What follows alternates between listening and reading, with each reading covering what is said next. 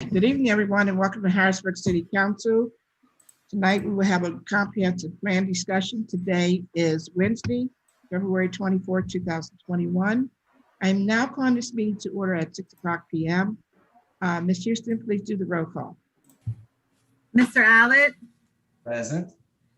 Ms. Bowers, Present. excuse me, Ms. Daniels, Ms. Green, Mr. Madsen, Here. Mr. Majors, President Williams. Present. Thank you, Ms. Houston. I now will turn the meeting over to Dave Matson, who is the Chair of Community and Economic Development. Mr. Matson. Thank you, President Williams, and welcome everybody to our second round of review of the comprehensive plan. This session will go very similar to the last session. That's where we will open it up with the presentation from Mr. Knight, our planning director, to discuss the chapter, give us an overview, an executive summary of the chapter. Then we will open it up to questions from council. The planning commissioners will have an opportunity to speak as well if they want to add any additional comments to Mr. Knight's overview. And then we will let the public ask their questions or express their concerns. And they simply, if you're in the public or listening, you or in the call, you just raise your hand. Ms. Houston will identify you, and then you will make your comments from there. And if you could keep them just in considerations for others that maybe have a time sensitivity to under 5 minutes. And then that'll be that pretty much. It should be pretty straightforward. Any issues or concerns though, please let us know. And with that, I will mention President Williams and I did have a discussion earlier today to discuss what we do for folks that may want to contribute or make comments to the plan that may not have technology, they may not have access to Wi-Fi, they may not have access or have limited minutes on their phones. So we are coordinating and thinking of strategies of what to do about that, so that way we can make sure everybody is heard regarding this really important document. So details will be coming. We will be having internal conversations around that. But I know some folks on the last call expressed concerns around that. I think that is a fair concern, and we do hear you and are working to solve or resolve those issues. So with that, we will kick it off to Mr. Knight for an overview of, I believe, economic development as the first chapter we'll be discussing this evening. Yes, thank you very much, Councilman Madsen. As I'll share my screen here. Okay, hopefully, are you all able to see the PowerPoint? Yes. Okay. So as noted, the first chapter we'll be discussing here tonight is economic development. This is following the introduction, the land use and community facilities and the housing chapters that were discussed at last Wednesday's public comment session. So this is kind of a nice natural progression as we move through the document. As noted during the introduction discussion at last week's webinar, a lot of what you'll see here as far as the what we heard, which is a slide at the beginning of each chapter, comes originally from the public engagement portion of the plan development process, which occurred throughout 2015. And then kind of on an ongoing basis afterwards through the comp plan website, BHBG. And so what you'll see here are the top ideas that we heard both from the in-person discussions that we had out in the community, or when the community came to scheduled meetings, or that were submitted to that website, which was a crowdsourcing platform whereby individuals could put ideas onto the website, and the rest of the public had access to those and could upvote the ones they liked and comment on the ones they liked. And the ones with the most likes tended to rise to the top. So those really formed the foundation of what we see here as far as the key issues and the goals, objectives, and actions moving forward. The way the chapters are laid out is there's a little bit of a background. There is a discussion of kind of trends, both within the city here and also kind of more broadly within these various topics. And then a highlighting of key issues, opportunities, challenges, And then it moves into goals that help to reach the vision as the overall document, but of each chapter individually. The objectives that are designed to help achieve those goals, and then the action items, which will be the more concrete policy, programmatic investment, regulatory recommendations for moving the city towards the vision and the plan itself. So with that being said, again, going back to the economic development chapter, here are the kind of top ideas that we got during the public engagement phase. As you see here, it's a pretty broad variety of different ideas, including creative reuse of industrial buildings. A lot of the city's neighborhoods, really scattered throughout the city, have various types of industrial buildings from the city's heyday, and now they've been converted, or sometimes they're vacant. So how can we make sure we make the best use of these, because they do have a bit of a architectural and kind of a cultural heritage for the communities in which they're located. The blight control, increased code enforcement, that really showed up a lot during the housing chapter as well, and how to tackle that to make sure that not only our properties are actively contributing to the communities, the tax base, but that they're really helping to improve and add to the streetscape in which they're located. Things like free Wi-Fi downtown, that's something you may actually be seeing some polls going up around the downtown recently, and I believe that's for Verizon 5G network. So, and that I think is going to be pretty rapidly expanding throughout the city. So that's something that's kind of already happening. Encouraging and promoting retail and clothing stores. I know we heard quite a bit of that during the public engagement phase, and particularly now a lot of the small businesses that we see, whether they're home occupations or they're located in an actual storefront, tend to be these types of sometimes they're recording studios, sometimes they're retail, sometimes they're clothing. Is a good way for people to start a small business. It's evident that the city's residents have a passion for that and a skill for that. So certainly working to make sure we're boosting that retail presence is important. Overall kind of encouraging and attracting businesses. So that means both building up the small businesses we have, but also making sure we're trying to go outside of the city to bring new businesses in, whether they're something related to our existing kind of base industries like government and restaurants and things of that nature, or whether they're kind of newer businesses and stores that are meeting the needs and the wants of the public. So again, you see a very broad array of ideas that have formed that baseline for where we're going with the recommendations. So one of the big trends, of course, with the city being the state capital, is our labor force movement.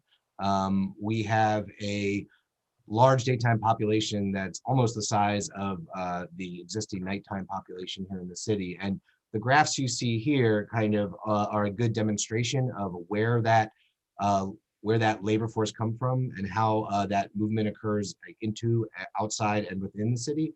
As you can see in that first inflow outflow movement, about 5,000 people, and I think this data is from 2017. So about 5,000 people live and work in the city. That's what that circular arrow is.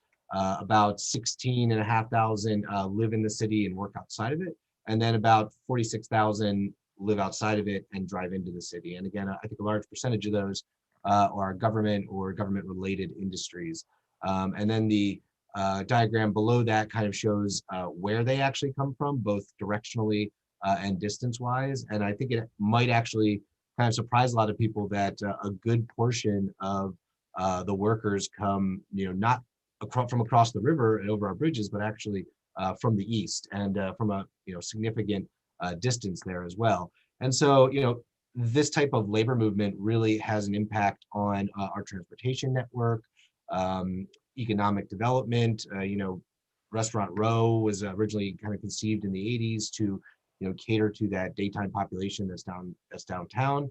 Our environment, are we, that with 83 coming through, one of the stated purposes of that project with the widening is to increase commuter flows, but it also introduces, more potentially more air pollution into our region here. And so, we have to think about how people are getting into and through the city, and whether there are better ways for that to happen. Another component is workforce development. So you can kind of see that really the heart of the city's economy is its workforce, is the labor force, the people that live here, and the skills that those people have. It's not necessarily the business itself or the state government itself. It's the people that are doing those things and having those economic transactions. And so making sure that we're creating ways for people to have upward mobility through the workforce, whether that's learning new jobs, or whether it's refining your existing skills, or whether it's kind of continuing education and getting the types of certifications that maybe make you eligible for another job or a job higher up the rung. On the right there, you see the industry clusters. And so this really is a diagram that shows kind of what makes up the base of the city's economy. You have what are called exporting industries, and those are the industries basically that the city is really good at, or really prevalent in, and it's so much so that it creates value that comes into the city. So those ones that are above that black line in the middle there are kind of those types of businesses, and of course you can see that public administration, and that's like government, is so high up there that it's not even on that graph. So that's kind of like a placeholder there. But there are other services, informational services, scientific and technical services, healthcare obviously is a big part of the city's base. So this kind of lets you know what we do, again, what we do well, and what might attract other similar types of businesses and industries. Small business development. So, I kind of had pointed out earlier on that, we have a lot of people, especially now during COVID, looking to start their own businesses, and whether those are home occupations or located in storefronts or industrial buildings.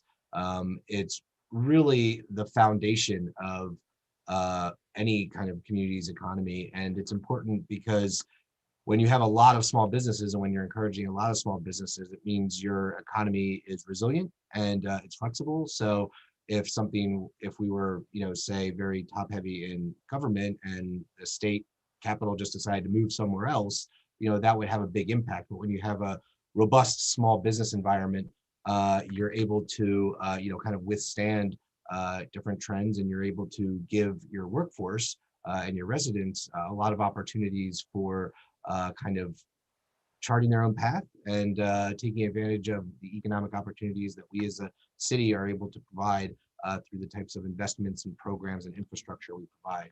And here are just a few photos or a few stories from recently from the Berg that kind of discuss new businesses being started, old businesses coming back to life, and businesses moving around within the city.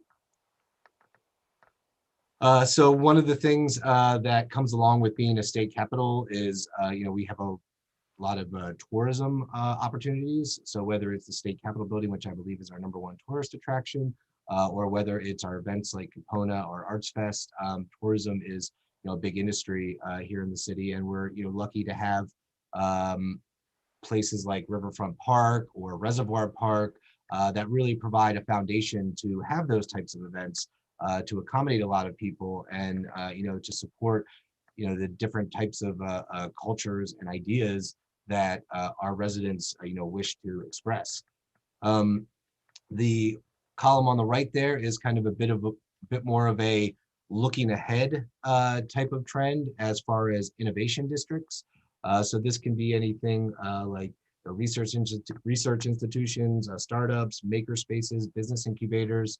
And this can occur in a variety of places. It can be in new construction, your purpose-built building, for example, or it can be a repurposing of an existing building. Startup in Midtown, for example, is in the first floor of an apartment building that used to be a school. These types of innovative districts and innovative uses really let our businesses and our residents kind of push the frontier of where technology is taking us, where different economic trends are taking us. And so, making sure we're creating those spaces that are flexible, that give people, a lot of different opportunities to explore what they do best is really important. It's something that a lot of other cities, are doing already, and we've begun doing, but we can certainly make a more of a focus going forward. So overall, here are the key issues that define kind of the economic development here in the city of Harrisburg.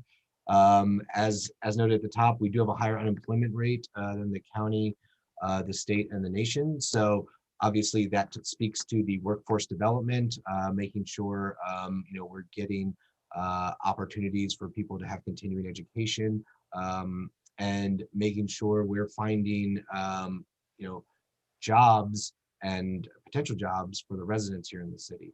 The net employment inflow, that goes back to that diagram that I showed about how people are coming in and where they're coming in, and kind of how our daytime population here in the city swells. Here are some other statistics kind of outlining some of the statistics for the city's population.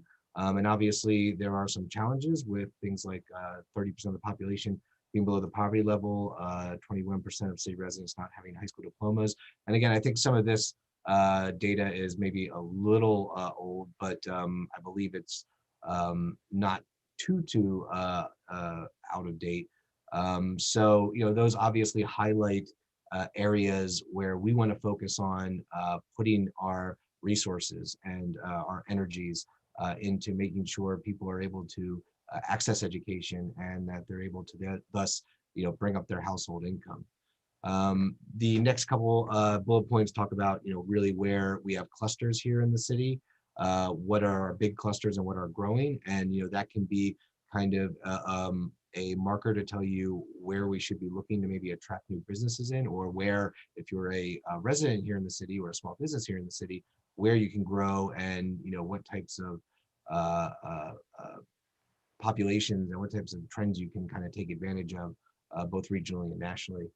And then these last two kind of really deal a bit with land use, in that the aging commercial corridors, and really you could have industrial corridors in there as well, to take advantage of those spaces, because a lot of times they can be really flexible, like open floor plan or whatever, and take advantage of those spaces and try and find businesses that fit into them, so that there are incubators for new businesses, but we're also taking these properties and again, making them contributing parts of the city's tax base and of their streetscapes. And then, we have three kind of real areas of potential for, big new development, I guess would be the way to phrase it. And that would be the 6th and 7th Street corridor, the TOD area around the transportation center, and kind of the southern gateway right off of 83, where you have a lot of large vacant parcels, or maybe they're just surface parking lots, and they really are blank slates for new economic development. And so what do we want those areas to look like? How do we want them to grow? What services, what businesses do we want them to provide, and how do people access them? Out of this chapter, the key issues, here are the goals. So first goal, creating a ready workforce to attract and retain business. And this kind of speaks to that overall focus on, making sure our residents here have those opportunities to not only access new jobs, new employment, but to access the education that allows them to kind of move up. Ensuring that planning and economic development focus on growth that does business retention, expansion, and attraction. So it's not always just a focus on what business can we get in here, but how can we make sure we can retain businesses and expand those. And obviously that's even more critical now over the past year with COVID, due to the hit that a lot of communities economic foundations took. And, how do we make sure that we're enabling businesses to survive this and to thrive after this? Attracting and supporting new businesses in targeted industries, and that kind of speaks to that economic base. Protecting and supporting the city's historic, cultural, open space, and recreational resources. Again, we're really lucky to have that during the City Beautiful movement. Our ancestors here in the city had the foresight to, for example, not just pave the riverfront into a highway like a lot of cities did, but they turned it into a park. And so that park, that amenity, gives us a platform for doing all kinds of events, holding races, and generally just giving our public a place to go and enjoy nature and kind of enjoy being in the city.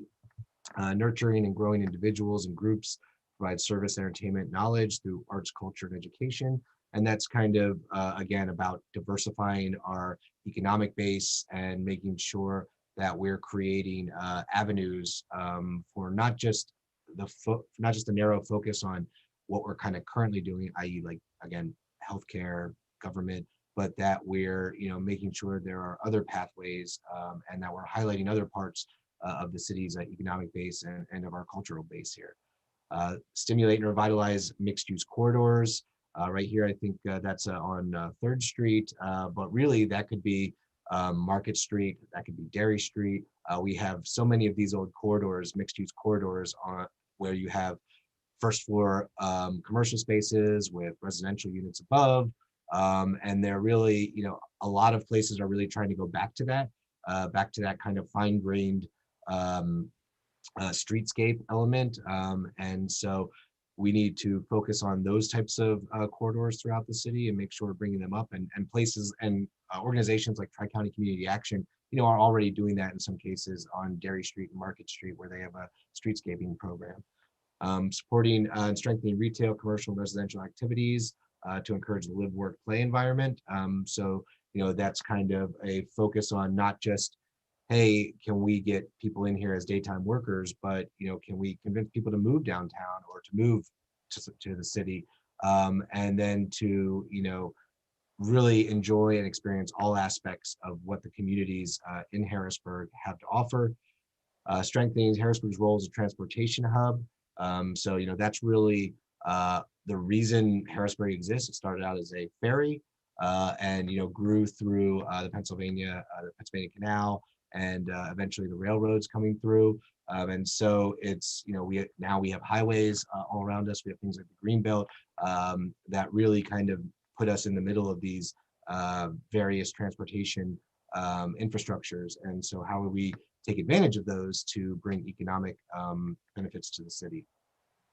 And then finally, and this is kind of, a really overarching goal of completing the transformation from, the industrial boomtown, again, talking about how our heyday was, in the Industrial Revolution, when we had a lot of thriving industries along Paxton Creek, for example, to a Rust Belt city, and then to a economically and physically and environmentally sustainable city moving forward. And, Harrisburg does have a lot of great things going for it in terms of that.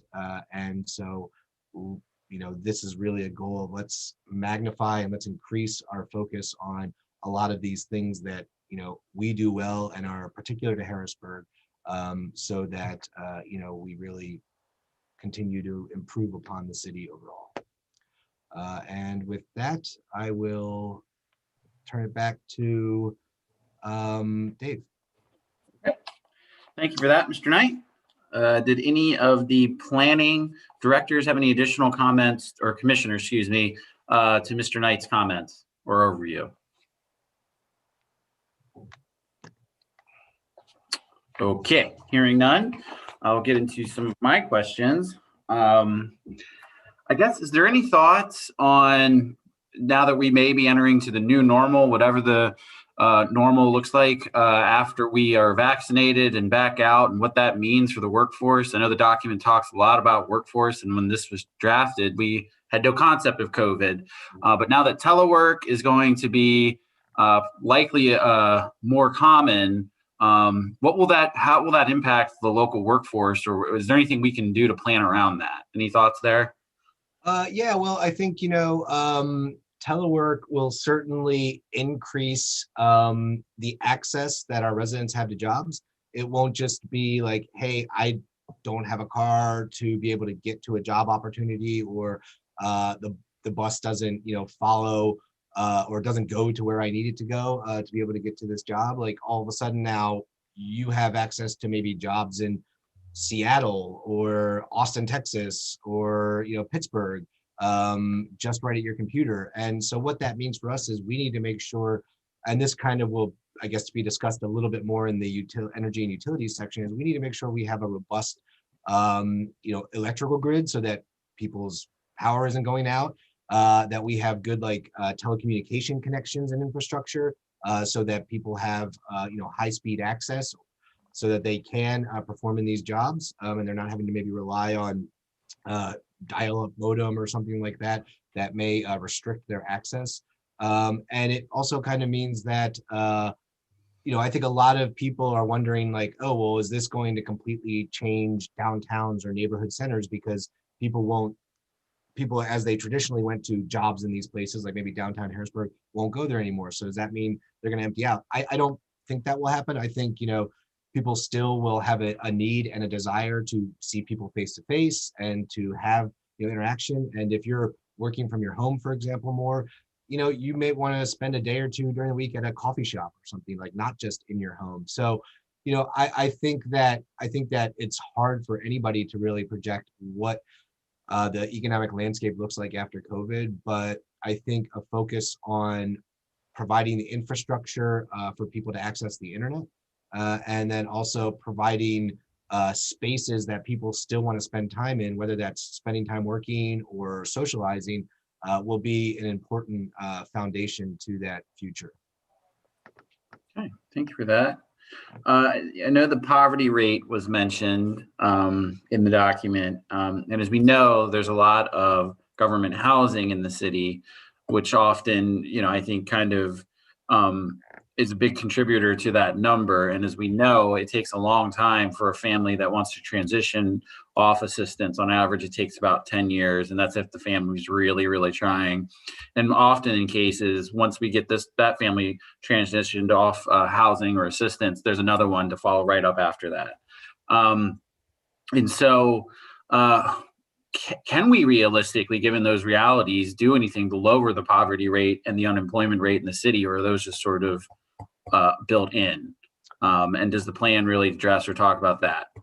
No, I don't think that's like a foregone conclusion that that's something that will, forever be like it is now. I think one of the things that we can do, and the plan kind of discussed and we discussed a bit in the land use and community facilities section, is hopefully liberalize zoning a little bit, and whether that's through just a more permissive zoning code that currently exists, or maybe it's going to that form-based coding where you can have more flexibility with spaces so long as the buildings are compatible with the neighborhoods in which they're located. I think that's one of the ways we can open up more pathways for people. Making sure again that there's access to education, and that's maybe not so much of a money that you're putting in, but that's more of the time and energy on government officials to coordinate with school district officials, to coordinate with like HAC and Harrisburg University, to make sure that that there are opportunities for the public to access educational pathways, and making sure that those are affordable to people, and making sure that we are growing those, and that we're advertising those, that we're letting the public know about these kinds of things. So I think that's something that we can definitely do, and hopefully, again, as we discussed last week, I think in the housing, with the potential raising of the federal minimum wage, whatever that turns out to be, it sounds like it's going to get raised at some point. That will hopefully help bring up that baseline as well. So I think that's really a multifaceted approach. It's not just relying on one thing or another. Thank you for that. we know small businesses are essentially the lifeblood of economies or local economies as well. And I know you touched on a few things, but could you maybe just go over again, what are some of the things that government can do to assist and support our small businesses to make sure that they succeed? Mhm. Well, one of the things, one of the levers we have is tax policy, whether that's, tax on the land that buildings sit on, whether it's the taxes on the revenue that comes in. That's maybe something where we can design uh, like a structure or tiered structure to help make sure that maybe as small businesses grow, they have breaks or maybe they have a lower tax rate.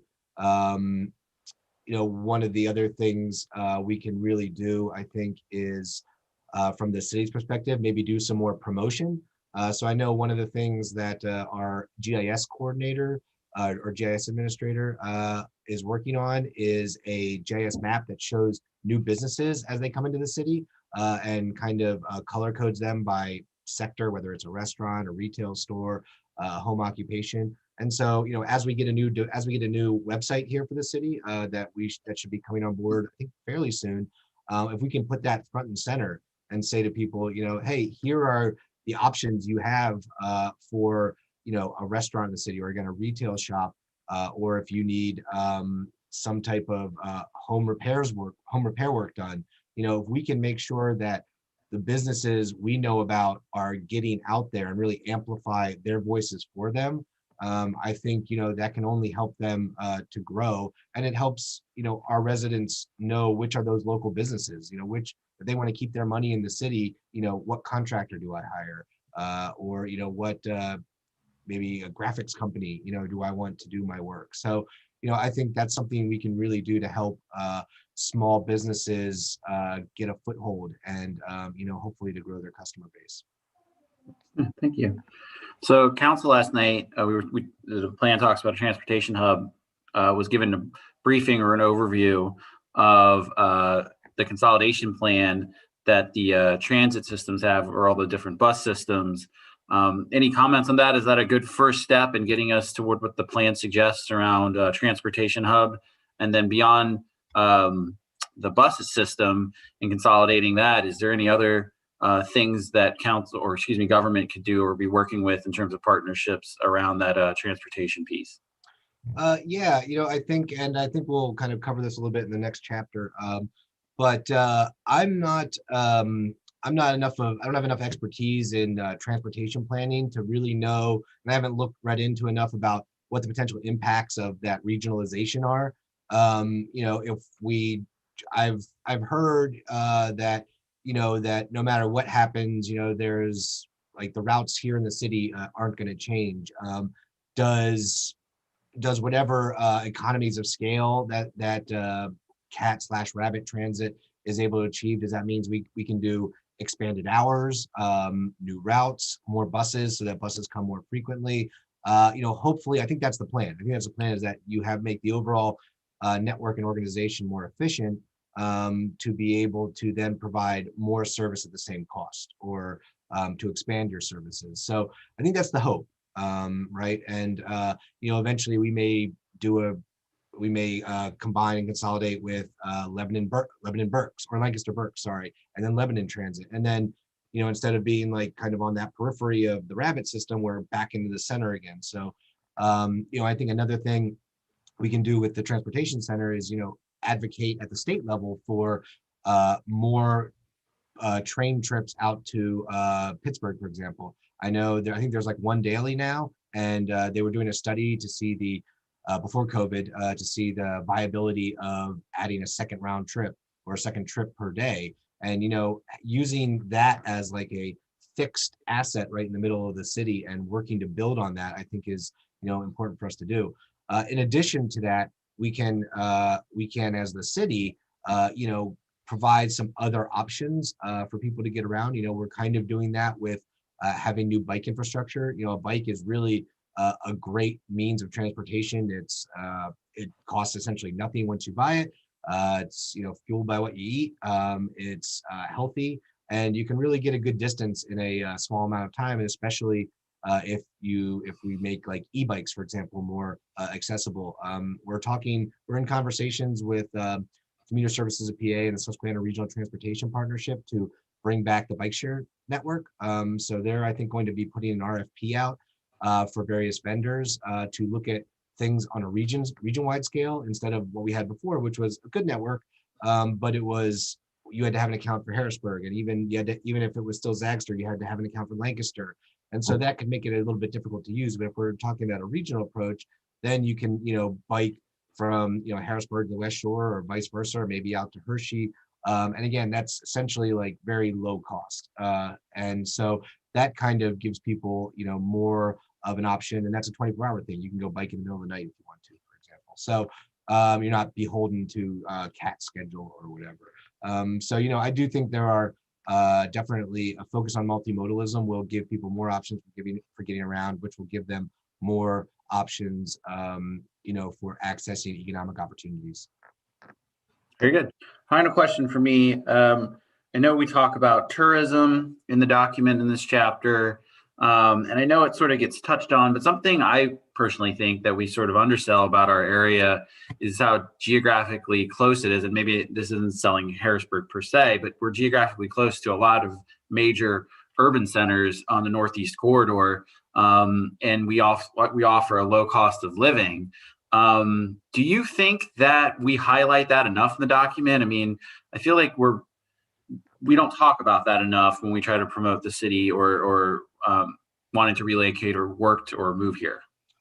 Well, I do think, one of those goals is in both the land use and the economic development was making Harrisburg the downtown of South Central PA. So it is kind of saying we need to look at ourselves from a more regional perspective and talk about ourselves, as the center of this region, because you're right, we're kind of right between, we're pretty close to, you can get to mountains, beach, like you said, near a bunch of different cities. We have a bunch of different ways of getting here, center of transportation networks. So we are accessible, and we can certainly do more. And, I think if there were comments from the public or from the city council members to highlight that a little bit more, maybe use stronger language, maybe add some action items in terms of promoting ourselves, that's something that can easily be put into the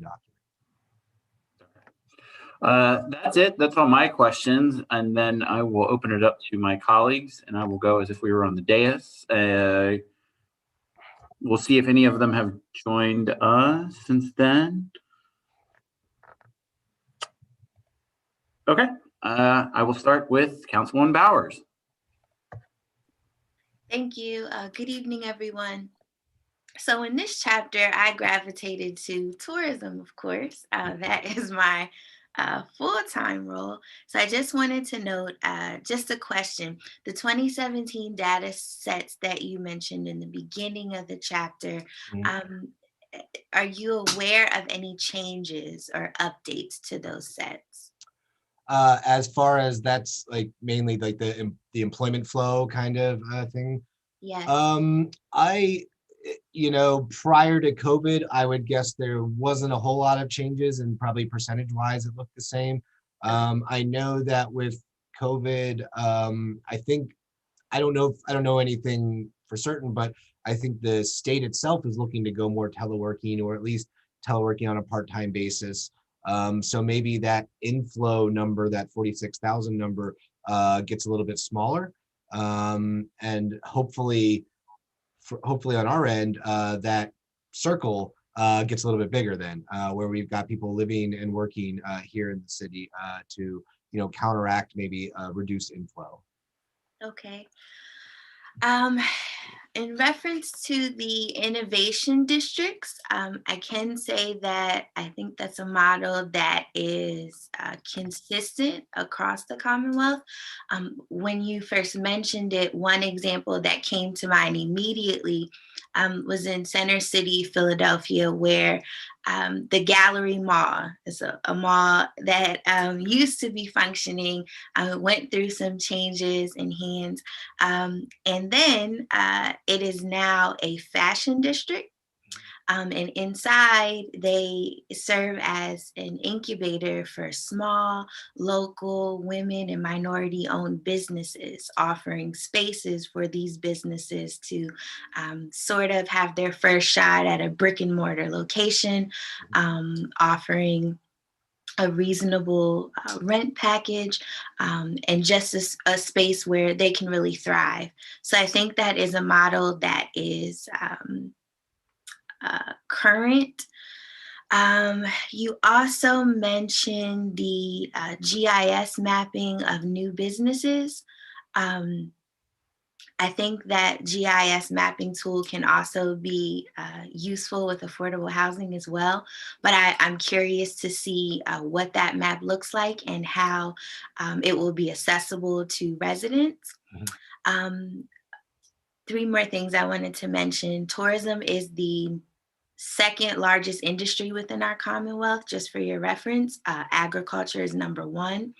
Mr. Knight, you were correct. The State Capitol building is our number one tourist destination within the city. Our second largest tourist destination is the National Civil War Museum. So I wanted to note that Explore Harrisburg is a subset of Visit Hershey Harrisburg, which is the local tourism promotion agency. And I believe that our communications manager assists in populating the Explore Harrisburg social media pages. But if there's any assistance that I can provide in response to Councilman Matson's discussion about sort of capitalizing on our tourist destinations within the document, I'm happy to do so. Okay. Yeah, I mean, excellent. I think one of the things that I noted last week's meeting is that we will have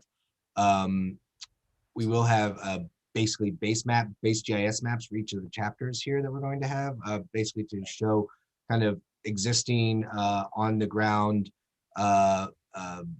conditions whenever we adopt this. So, you know, what our housing looks like, economic development, business stuff, but also to track our progress towards meeting the goals in the plan. And so that's, I think, a really good idea for the economic development map that we'll have for this chapter, is to say, all right, let's talk about what our tourist destinations are. Let's figure out how to highlight what the numbers are on there. Like, you know, you can click on the State Capitol building maybe and have it bring up a little box that says, you know, hours of operation or how many people visit per year or something like that. So, you know, we can definitely, GIS is an awesome tool. It's really flexible and it can provide a lot of information in a very easily digestible manner. So, you know, we'll be happy to work with you and whomever else on making sure that resource is as good as it can be.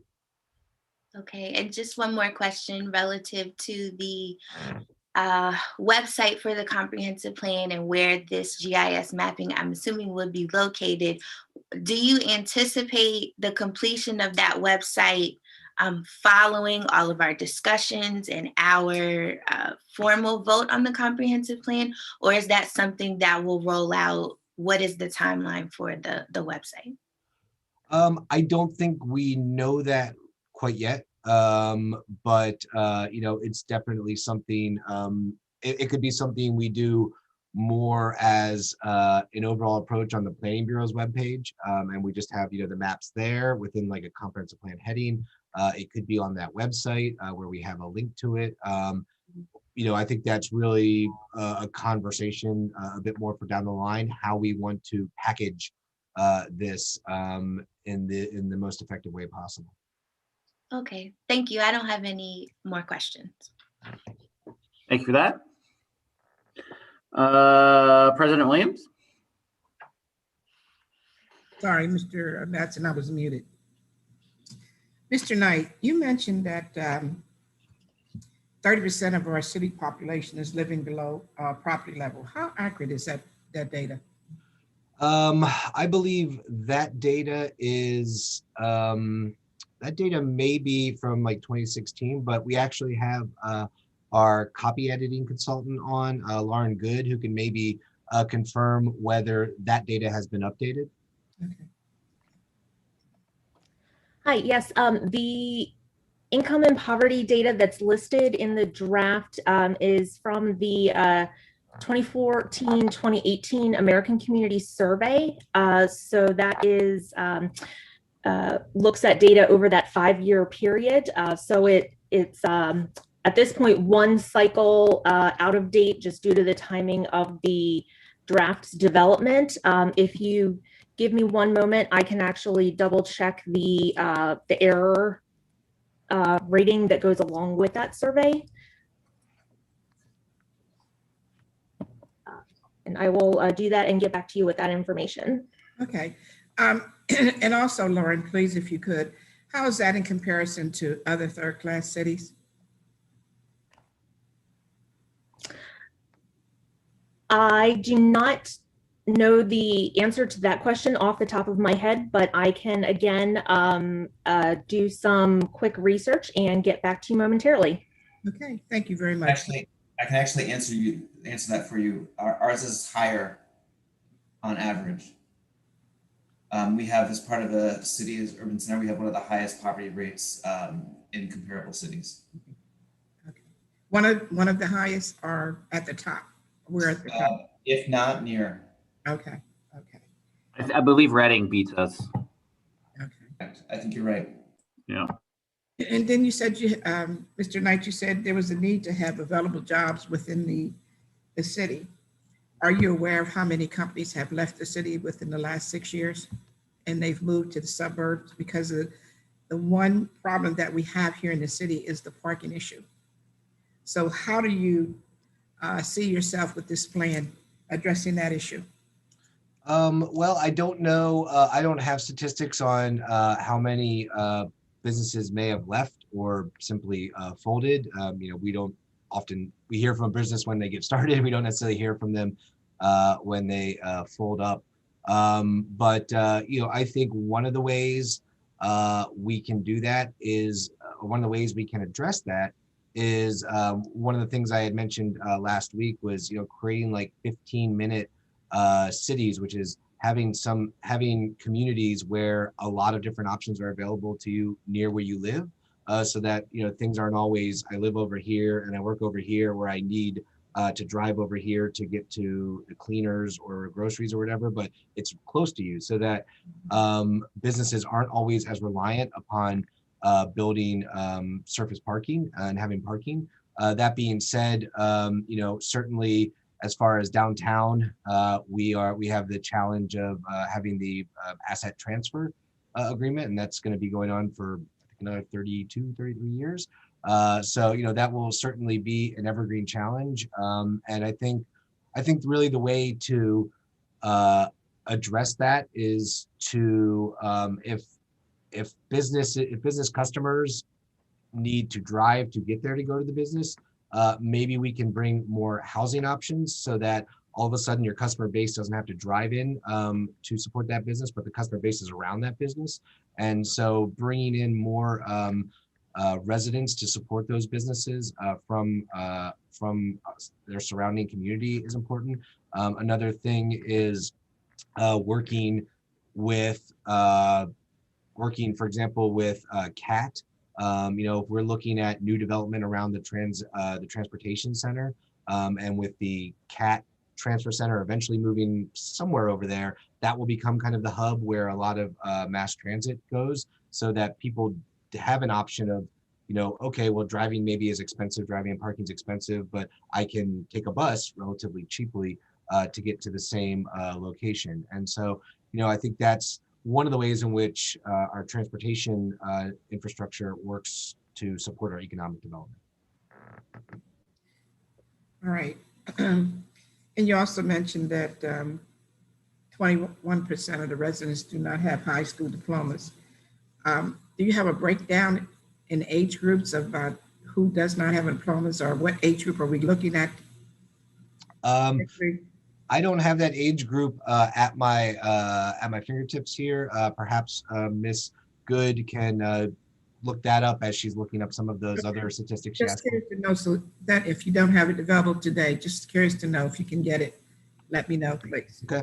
The reason I say that, are we going to work in collaboration cooperation with the school district, because that in itself is a high number, and I'm a little concerned about that when you talk about having jobs available.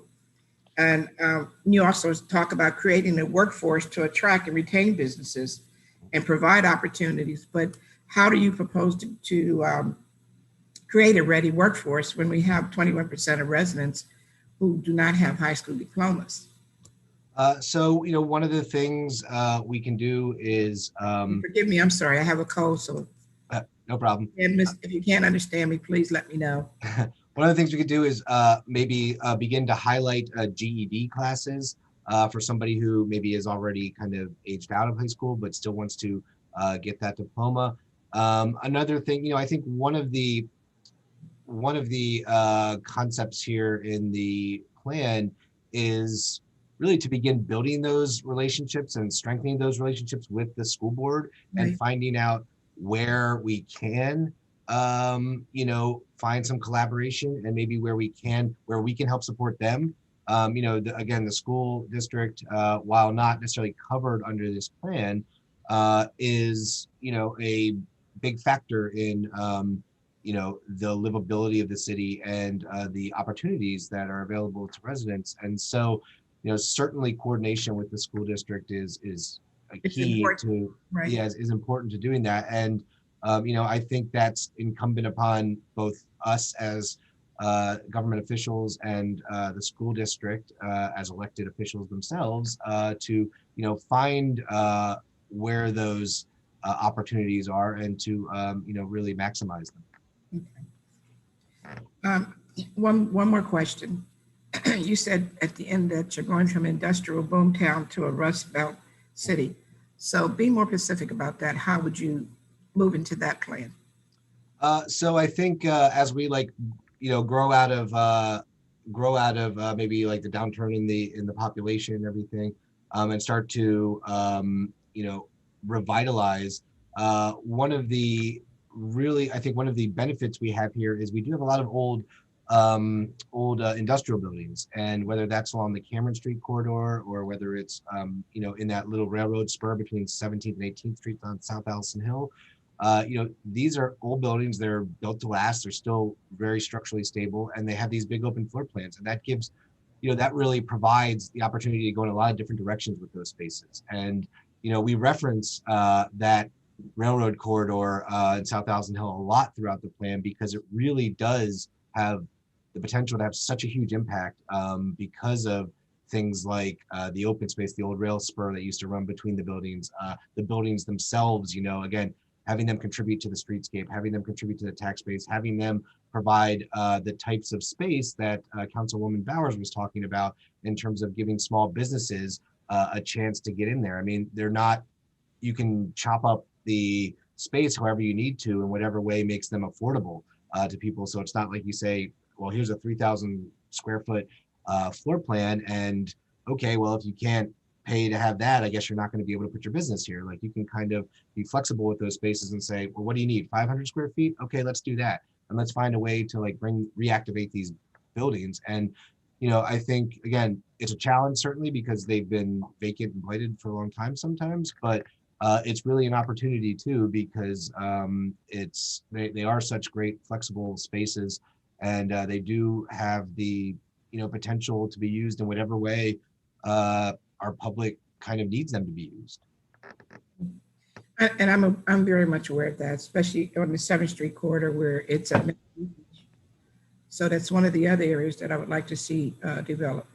Yep. Okay, thank you very much. That's all I have, Mr. Mattson. Thank you, President Williams. See who else is with us. Councilwoman Daniels? Are you there? Yeah, I am. I do have to say that these chapters were challenging, given how much is in flux based on where we are due to the pandemic and the potential for change that could come from it. So these are a little bit harder to navigate in terms of my thinking. So one of the things I I don't know. Could you tell me how many participants with physical disabilities were involved in like these discussions as we talked about the shape of our infrastructure and transportation and all of that? Off the top of my head, I probably couldn't say. I was out at a lot of the in-person meetings, whether they were, again, like block parties, National Night Out. I think Memorial Day was one of our kickoff events. I don't remember off the top of my head, and of course, if we got ideas and information from the website, it was also very difficult for us to know if somebody would have had disabilities that was submitting those. But I certainly think that I hope the process was accessible to everyone, and if it wasn't, then or if it could have been enhanced by that, that's something we'd like to hear, and that's something that I hope informs the ideas in the plan. Oftentimes, when you design infrastructure or programs or whatever for for everybody, everybody kind of benefits. So it's like putting in ADA ramps, for example, where sure, you're doing that ostensibly for individuals with disability, but it helps somebody who might be pushing a stroller, for example, or who maybe breaks a leg or something like that and is on crutches for a little while, but isn't like permanently disabled. So when we design our policies and our infrastructure for everybody with that kind of global mindset, it really benefits the full spectrum of the population. Yeah, and I think that that was one of the reasons I was a little concerned with these chapters, because I think in theory a lot of the goals and a lot of the the objectives, you could see accessibility in them if you put the effort, but it's not really explicit. And when that happens, we tend to defer to accessibility for the people who already have access. And I'd like to see, as we think about, whether it's transportation or, or whatever infrastructure we're doing, whatever education we're doing, whatever professional development we're doing, that we are making sure that people with disabilities participate, because they are a significant portion of the economy, and most of us will develop a disability at some point in our life eventually. So, we want a place where people can not just live during the healthy years of their lives, but could retire here. And so I would have liked to see more pointed discussion about accessibility in the city, as we're talking about, public spaces,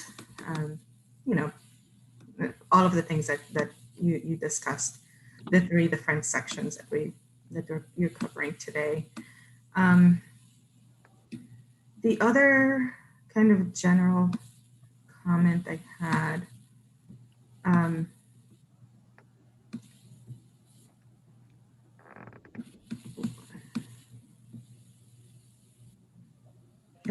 and I don't know if this is me being pessimistic, but it seems like a lot of our assumptions are that things that are currently there are kind of working and that we're building off of them.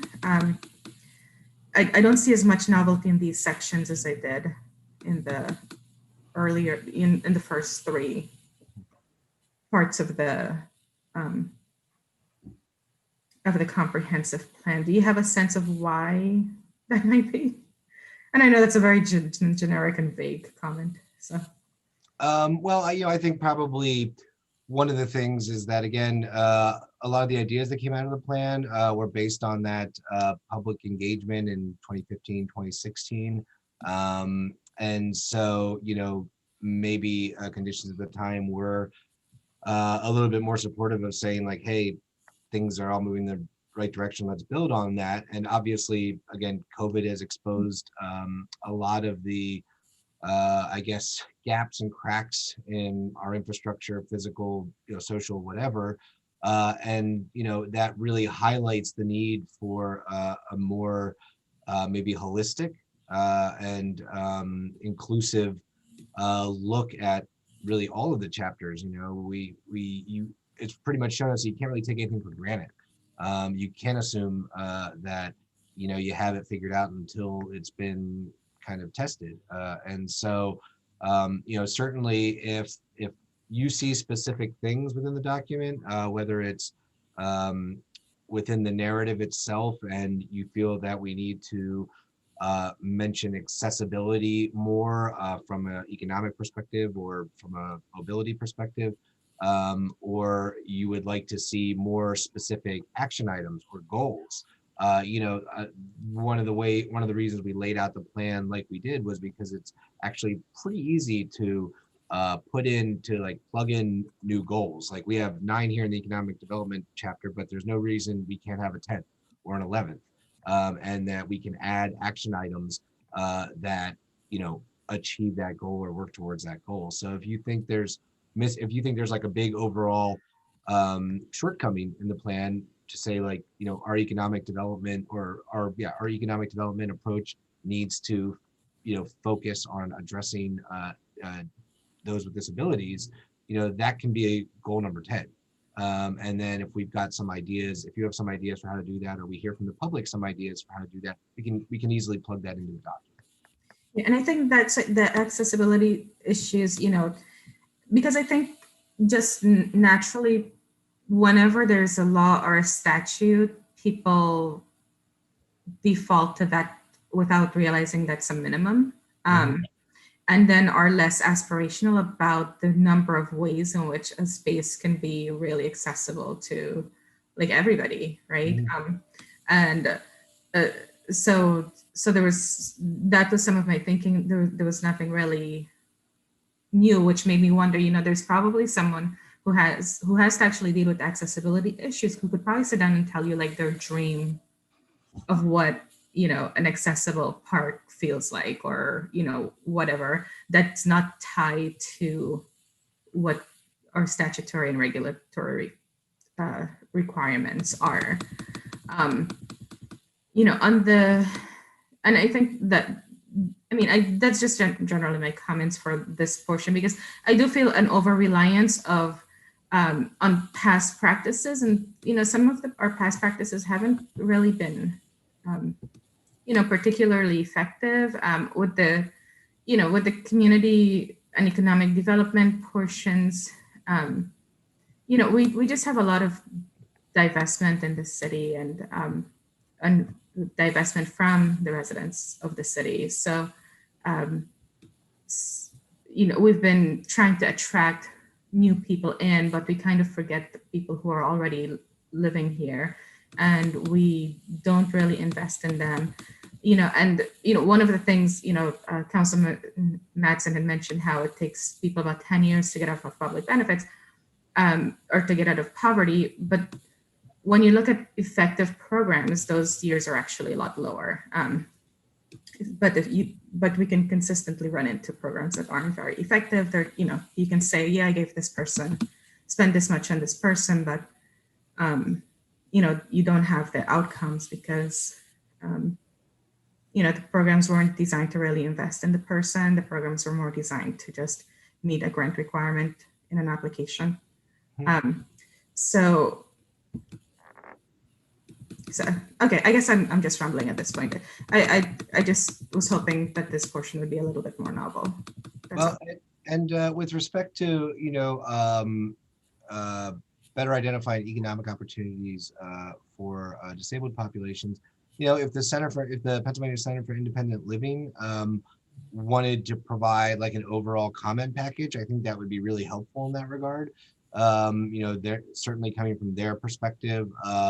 They would know what those are, what those issues are, and where the document itself could use some more identification of those and support for solutions that work for them.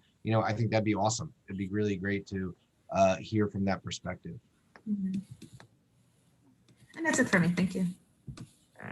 Okay. Thank you, Mr. Knight. We'll do some research there on our end and see if we can find some more of those groups, and please do the same and send it over to us, and we'll ask them to comment on the document. I think that's a great suggestion. Okay, we will open it up now to comments from the public. You forgot two of us. Okay, you Ben. guys are here. Sorry. Go ahead, Councilman Majors. Okay. All right. I don't know. I guess I don't know. My screen's showing me as Kurt Petrosky right now, but that's interesting. It was doing that same to me earlier. Okay. All right. Ghost in the machine. Yeah. Not name US. Sorry to shout out. Oh, it's okay. It's okay. Not a problem. You got it. Oh, you got it. There we go. Yep. Yeah. No, it's no problem. I don't mind being Kurt for a day. Just, I guess one of the comments I was going to make was already mentioned regarding, maybe some outreach to other stakeholder groups, as Councilwoman Daniels mentioned, including the Centers for Independent Living, who, their I guess headquarters is in the city, so we could reach out to them and try to get some feedback on some of the pieces. I guess one of the things that is in here, and to Councilwoman Daniels' point, I agree. I think the economic development section, as I was going through it and looking at it again now, I think we could be a little bit more ambitious and novel in some of the goals and objectives that are included in here.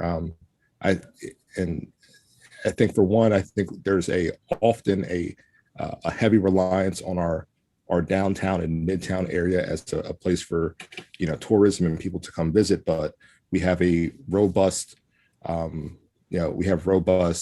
eateries, restaurants, cultural centers that are outside of those two neighborhoods. So one of the ideas, and it's not my own, I got it actually, I was talking to a resident a few years ago, and he was saying, look, well, why aren't we some of the same energy that's put into our downtown improvement district, or even working with our partners at Explore HBG, could highlight other areas of the city. I'm just pulled up their website as we were here. I think on their business, restaurants, shopping, we only highlight really maybe 2 or 3 businesses outside of the downtown and midtown area. So, I think an incorporation of some of the other neighborhoods in terms of potentially for tourism and economic development could be mentioned here. I think one is, our Dairy Street corridor, where we have a lot of, restaurants and restaurants. You have Tri-County, some other, some local smaller, theaters and dance groups that could potentially be other, beacons for us in the city. Should be mentioned here, and I really want to hear more from the public. So the last point that I want to make again is, I think, as I mentioned at our last meeting, is we really need to have input and inclusion from the school district. I mean, it's with our graduation rate and the school district, HAC, Harrisburg University, because there are options for residents at Harrisburg to get GED programs or some certificate programs. And if we're going to attract business here, one of the things we're going to look at is, the number of residents that have, high school diplomas, advanced degrees. And, when you can look at our county and find, much higher rates of those, literally, half a mile, a stone's throw outside the city, I think we want to incentivize people to either come into the city and work with our city, so we can find ways to get incorporation from some of those other groups on how we can improve some of the educational outcomes. But I'd be really interested in getting some input on this from the district, particularly since we're in this receivership. But with that, I want to, I'll defer to my colleague and then hear from the public. Yeah, and I would note that the school district did get a copy of the plan, and that's the MPC requires that. So I don't think we've heard back from them yet, but certainly, after this public comment, after these 3 public comment sessions, maybe another kind of nudge to all the people we had given it to, and additional reaching out to some of these other ones that you guys are bringing up. to say like, hey, before we take this up again, we want to hear from you. So, give us another shot of your concepts and your ideas and your comments, would be a great way to make sure that we are including everybody and all of these stakeholders, and that the document does reflect the full scope of the city. Yeah, thank you.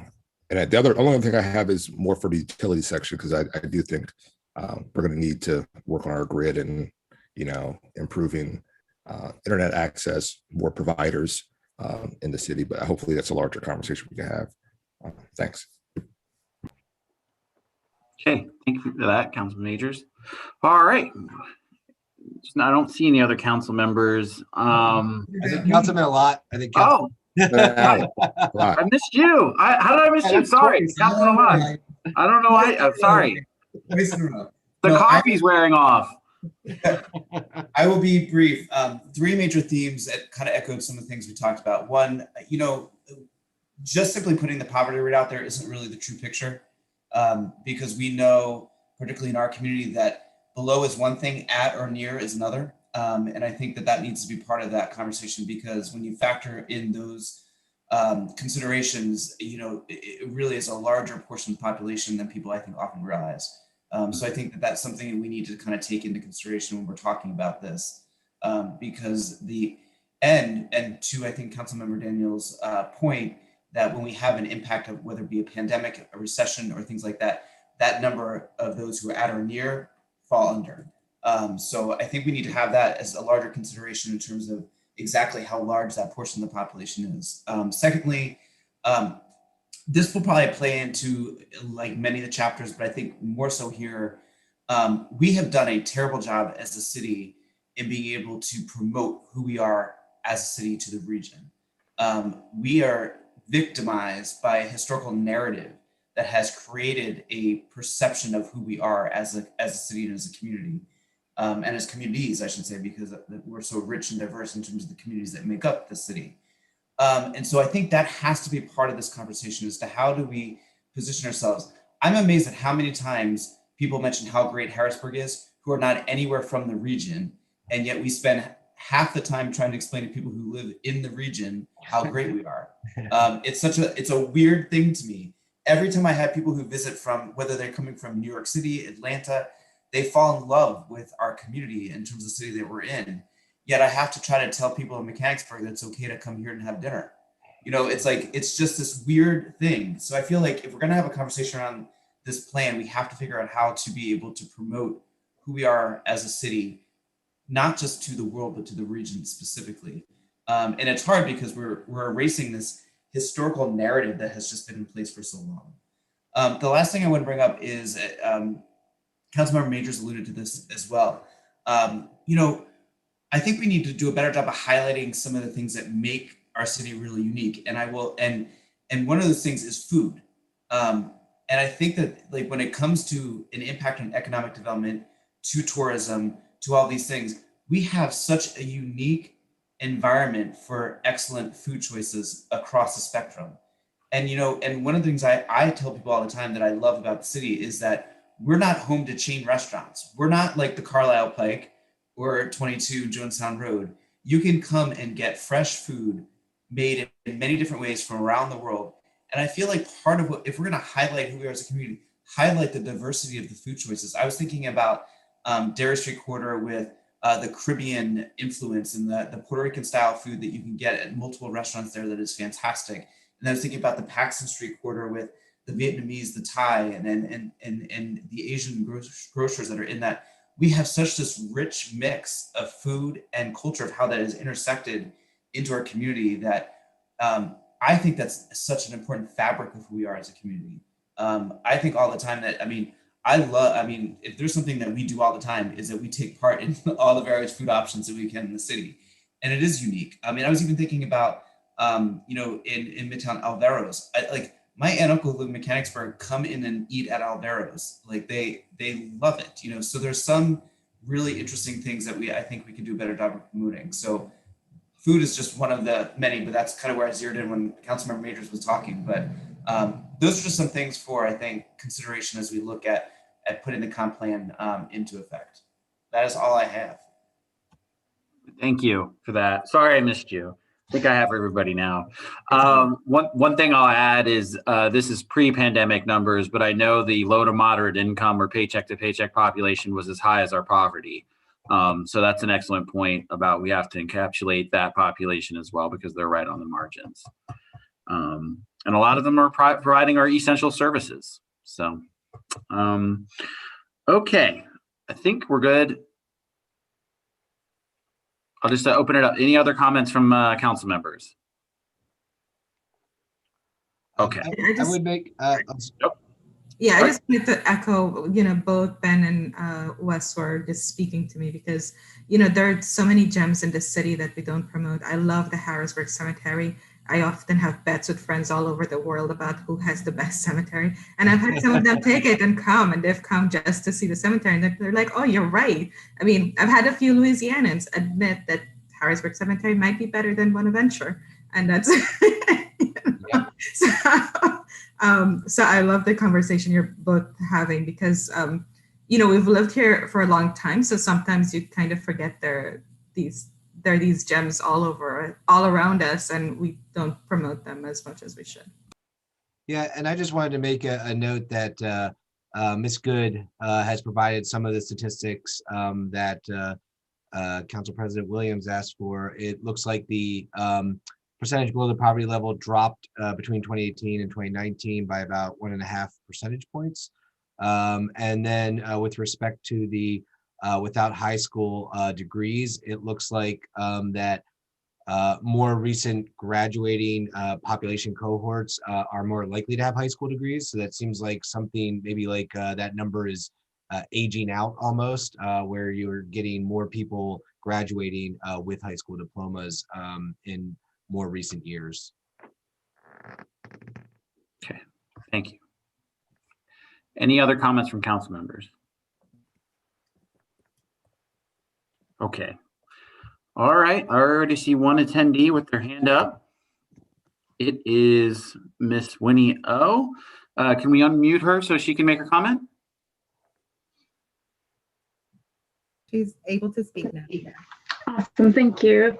Good evening, council members. Thank you very much for this opportunity. I have a few comments and one question. I just wanted to primarily co-sign what many of you have already stated, is that the reality is that we cannot continue functioning in silos of, this group does this or this group does that, and the incessant delays due to the bureaucratic red tapes. Even though I absolutely understand why that exists, we need to shift the language from focusing on attracting new folks to the city and instead focus on empowering those who already exist here. Because if we simply make Harrisburg a great place to be, the outsiders will come more easily and be convinced to invest here, right? And to empower and build into the economic development initiatives. Also, we need to I would like to highlight this, especially for those who are responsible for the statistical analysis. We need to see beyond the bare statistical data. We need to highlight the more contextual data, contextual understanding of the issues that exist here in this beautiful city of ours. And again, please just keep that in mind as we move forward to future topics and implementation of this plan. I think will be really important for us to, as even the president noted, that we need to be able to see more of the bigger picture, be able to tell folks the story behind the data. Moreover, we need to be very intentional with the way we approached any proposed solutions, because the underlying historical context was very intentional and systematic, and which led to the results that we see today and the mess that is, the underserved communities, low graduation rates, low, matriculation rates, all that stuff. The historic context of that and how it exists and is reflected in the city was very systematic, and therefore we need to be very intentional in the way we approach process. And so, to do that, we'll need very clear metrics to determine what a successful or effective implementation of the goals within this plan look like. So I would like to see more metrics associated with these initiatives. Also, which brings me to my question. that was touched upon briefly earlier. We cannot talk about economic development without talking about the educational overlap of the issue. And so my question is, what proactive initiatives? I know, oftentimes we're like, oh, we have to get a perfect, plan ready. I'm like, no, you got to start with what you have. So my question is, what proactive initiatives or mechanisms can we expect to see to ensure that folks do have that equitable access to those teleworking career options as we move forward to implementing internet as a public utility and not the luxury commodity that it currently is? Thank you very much for your time. I think sorry. As for the access to telework, I think that's definitely a big thing. I'm not exactly sure myself. I don't have the expertise to know like what types of changes we would need to make to maybe get more competition in here, for example, for internet service providers. I don't know I don't know how much of an impact, even if we were willing to have the funds like the city of Harrisburg could do to get a fiber optic trunk line running through here, or whether that's something that happens like at the FCC level or at a state level or something. So, I think that's definitely something to look at, but, I maybe we can sign on to something where or promote as a policy, a goal is like internet access as a right. Just like, housing is a right or something, because it is becoming so critical to accessing, so many different opportunities, not just economic opportunities, but like staying in touch with like, friends and family, like all over the place, like just as like cyberspace is becoming, a critical place where everybody needs to have access to. So, I think that's a good question. I think we'd like to hear from the public about what their thoughts on what the answer might be. And again, I would like to highlight that I'm talking about beyond just the internet access. I'm also talking about that collaboration with the academic experience, ensuring that folks, graduating, matriculating through our academic institutions from K through 12, right, are best prepared to be able to, go forward into these teleworking careers, because it doesn't help if they don't even have access to those opportunities to be able to telework. Yes. But thank you for the consideration. Please keep that in mind. Thank you for that. And please do put all your comments in writing as well. I took notes, but I want to make sure I don't miss anything. And is any other hands raised from the public? I do not see any more. Okay. All right. All right. Well, if you think of anything regarding economic development, please shoot us a message or make your comment at the end. But we will move forward with the next chapter, and we will give it over to Mr. Knight again for the overview. All right. Thank you very much. Okay. The next chapter is mobility and access. Everybody can see that, correct? Okay.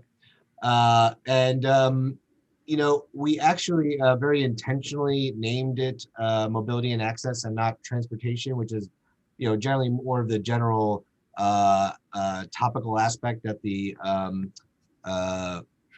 MPC recommends. I think it's like movement of people and goods kind of thing. So we wanted to look at this really from a, again, a mobility and access being kind of more holistic and equitable issues, and not just about the infrastructure or capital projects, but really about how you get around and what's around you, and how many things you can get to. So a way of looking at it like a collaboration between transportation and land use. So that's why we intentionally gave it the chapter this name. Here you see the ideas that we got from the public during the public engagement phase. You can see a lot of discussion. I think really, if I were to summarize all of these overall, I'd say it's more of a focus on multimodalism and improving the infrastructure, improving our infrastructure for everybody. You know, at some point in everybody's journey, whatever you're doing, everybody is a pedestrian. You know, if you park and get out of your car and walk a block to your final destination. So, you know, that's really the kind of fundamental underpinnings of transportation infrastructure is sidewalks and pedestrian safety, and making sure that everybody has access to it, and that our sidewalks are, you know, well done, really. You know, I see all the time driving through the city, or biking through the city or walking through the city, people in wheelchairs going down the street because they don't feel that they can use the sidewalks. And so I think, you know, a lot of what you see here is a commentary on that, that we need to improve the options for CAT, mass transit, for bikes, for pedestrians, and really kind of focusing on streetscape and quality of life things like traffic calming on neighborhood streets. So a lot of that has really imbued this chapter, and it's kind of a really critical component of the mobility and access chapter. So here's kind of that definition of mobility and access. And you see mobility is the ability to quickly and comfortably travel within the community and region to reach destinations using one or more modes of transportation. So it's not, mobility is not saying, it's basically saying like you shouldn't have to have access to a car to be able to get somewhere. You should be able to have multiple ways of getting there. Or if you're trying to get to some critical need for yourself, whether it's a pharmacy or whatever, you shouldn't have to necessarily go all the way across town. There should be somewhere closer to you that's easier to access. And then that's kind of right there in the second paragraph, access is the relationship between where people are and where they need to go. And so that's really a commentary on how transportation and mobility is intertwined with land use. So that's what we kind of see here, a focus on transportation, not only in terms of infrastructure and capital, but through the lenses of equity, choice, and land use. And then so you kind of, this second diagram there or illustration really kind of ties back into that economic development discussion we just talked about, where you know, the cost of driving, and this is from 2017, we could maybe find updated document information from AAA, but you know, the average cost of, you know, owning and operating a car is across the country is $8,500. Like that is a significant amount of annual take-home income for anybody. And you know, the more we can limit that by giving people choices, not only the better and safer our transportation infrastructure will be, but the more the better our economic development is, because households will have more income in their pocket. So transportation networks, or this access, or this chapter kind of looks at transportation from these two perspectives: the transportation networks, streets, roads, and highways. You know, there's the CAT route map there at the bottom. The capillary green belt, sidewalks, as kind of discussed at the beginning. So kind of that's the physical infrastructure, and then the users themselves, pedestrians, bicyclists, transit riders, and drivers and passengers. So, and really the intersection of where those two meet are all of those other issues that we discussed, kind of the equity and choice and ability and our mobility and access. So one of the trends that that's discussed in the document is you know, changes in technology.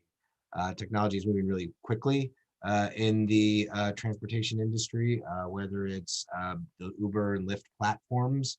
You know, even if you're using the classic car, the way you access that is changing. We're also moving at some point, probably in the nearish future, to autonomous vehicles, and you know, maybe that comes up in our mass transit infrastructure first, and you know, the mass transit then can run pretty much 24 hours a day because you don't have people on shifts, and therefore it increases people's mobility through that, or it can, if you know, what we're doing, if we're, you know, actually doing the right things to make sure that that happens. And then you've got you know, electric vehicles, will obviously be, they're starting to pick up. I think either Ford or General Motors just committed to going full electric by 2035. I think that's still probably not as aggressive as they could or should be doing, but the people that are making the vehicles that we drive in are already thinking about that as their primary platforms instead of just kind of a nice offering that they have on the side. Shared and on-demand transportation, again, Uber and Lyft, but this is also talking about things like bike share, being able to walk out the door and pick up a bike and ride across town, which may even be faster than driving in some cases, especially if you factor in like looking for parking. Enhanced mass transit offerings, and again, that kind of goes back to our discussion a little bit earlier about the regionalization of the mass transit network. And again, I think the hope is that the efficiencies from scale and from new operation will allow better and more robust networks for people. It'd be great to see more weekend service and more night service here in the city from CAT, but maybe there are other alternatives out there to supplement CAT, and it doesn't always have to fall on CAT. Maybe there's other options that we haven't even considered yet. Real-time travel information, that's something that places like Uber and Lyft are already doing. You can already see where it is on your app, but like CAT might not have that. So making sure that we're bringing that kind of approach of bringing more data to the consumers so that they can, and the travelers, so that they can make the best choice for themselves is important.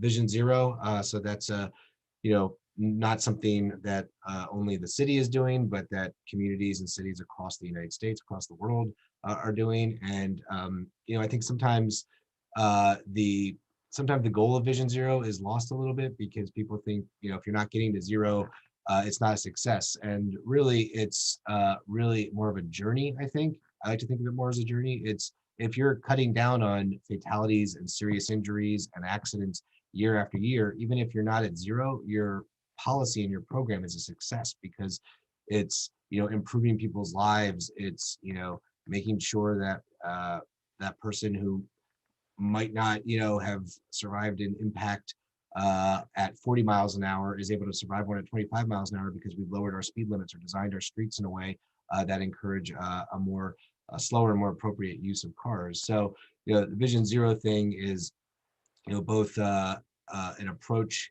to street safety, but it's also kind of a more holistic idea of making our whole transportation infrastructure, whatever it is, whether it's enforcement, engineering, equity, better for residents.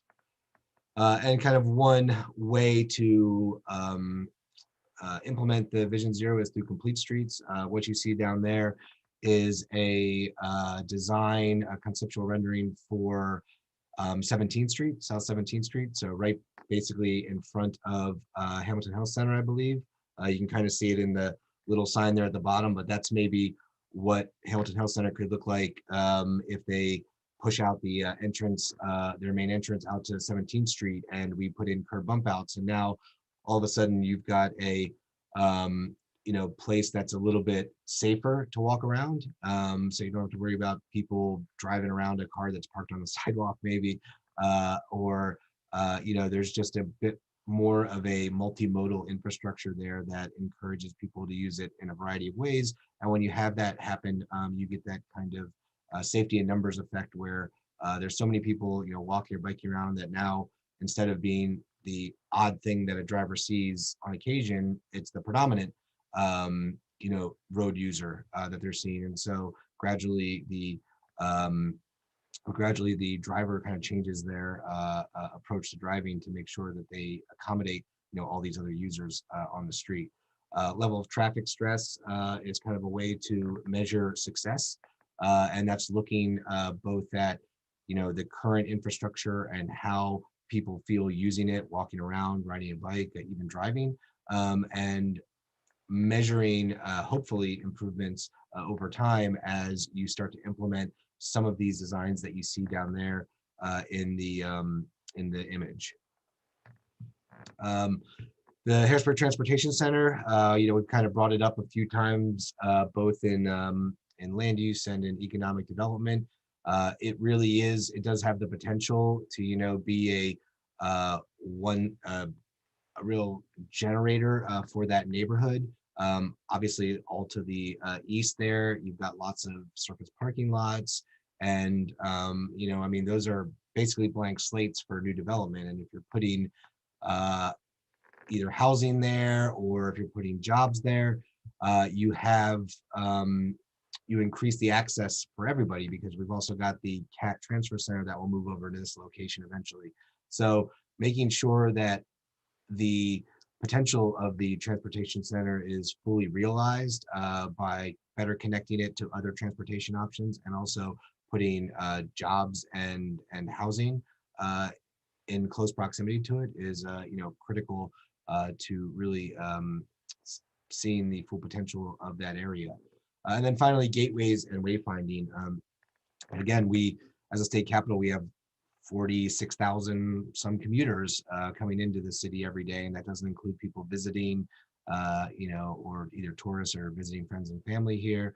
And so we have a lot of access points as we cross into the city, and making sure we're making the best use out of those is, I think, really critical. And that kind of speaks to some of what the council members talked about tonight with economic development, especially promoting the city, is letting people know when you've come into the city, when you've come into Harrisburg, by really making that obvious. Right there in the picture you see, that's at Market Street and Front Street, and there are the two pillars there that were from the state capitol that burned down right there. And that's a very kind of unique to Harrisburg gateway treatment. And we have so many other kind of major routes that people travel where we could apply similar treatments. It doesn't have to be something big. It can be landscaping. It can be a welcome to Harrisburg sign. But we can better define our gateways and the entrances into Harrisburg. So here's a list of the key issues that came out of the analysis of the existing conditions and the trends. The limited crossing over the railroad tracks and Paxton Creek and Cameron Street. We brought that up during the land use and community facilities discussion about stitching the city together. That's really a natural kind of divider that runs down the city, and it's a little valley, so that kind of makes sense. And you've got the railroad tracks and everything, but there are definitely things we can do to help improve those crossings, both giving people more options and making the crossings themselves better. Maybe putting, for example, and colored lights or murals on the Market Street underpass or the Hurst Street underpass, so that the experience of crossing this corridor is not kind of as dreary as it might be at times right now. Looking at street design guidelines, so that that's looking at how we design our streets, where we're putting in curb bump outs, maybe green stormwater infrastructure, which ties into our utilities and helps to implement the City Beautiful H2O plan that's meant to address our partial consent decree with the EPA. So making sure that as we do capital improvements and as we do work, that they kind of follow a standard that works to provide benefits on multiple levels. Mobility and access, again, primarily limited to those who own a car, or really access to a car. And that's certainly something that, again, we can begin to address through multimodalism by maybe incorporating a bike lane on a particularly wide street, or making sure that our sidewalks are brought up to a good state of repair and are navigable. The city's limited control over parking in downtown Midtown, and again, that's been referred to a few times. That's kind of something that's going to be in the background of the entire life of this plan. It'll extend past the life of this plan. And so, we really need to find a way to address the challenges that this brings and introduces to the city, while at the same time, hoping that it doesn't become a hindrance to either growth or economic development or mobility for city residents.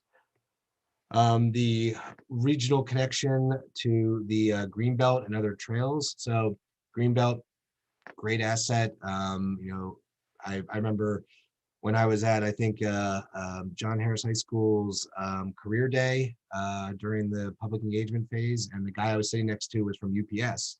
And he said I had always kind of thought of the Greenbelt as a recreational thing, maybe, something you did on the weekends or just to enjoy yourself. And he said, I ride the Greenbelt 5 miles to the UPS off of South 19th Street for every shift. And, it can really be more than just that recreational thing. But right now it rings the city and it really doesn't have those connections into the heart of some of the neighborhoods. And so working on making sure we're creating safe access and better signage, better wayfinding to let people access this great amenity and this great transportation corridor.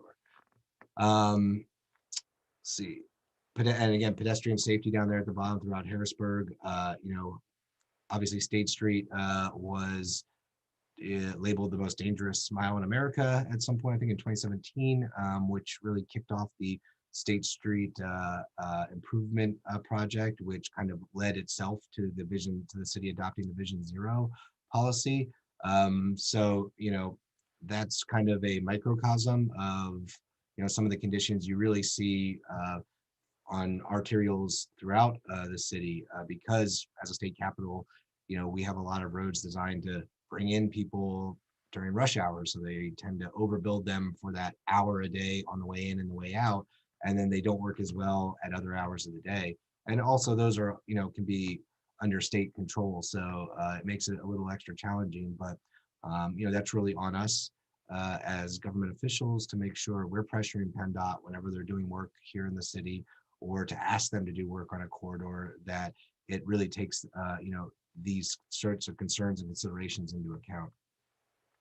So out of the mobility and access chapter, here are the goals. Again, that first goal, recognize that all modes of travel contribute to economically and socially vibrant city. And that's just, making sure, I think we actually have a decent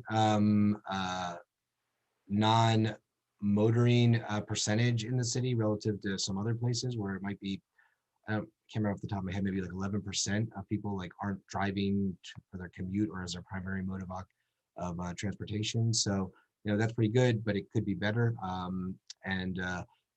It's incumbent upon us to make sure we're making those investments in the infrastructure and in our policy decisions to make those other modes safer. That kind of also speaks to goal 2 there. Emphasize the role of streets as public open space and cultural expressions of Harrisburg's neighborhoods. So, this is, really, I think, an interesting concept of, the public right of way.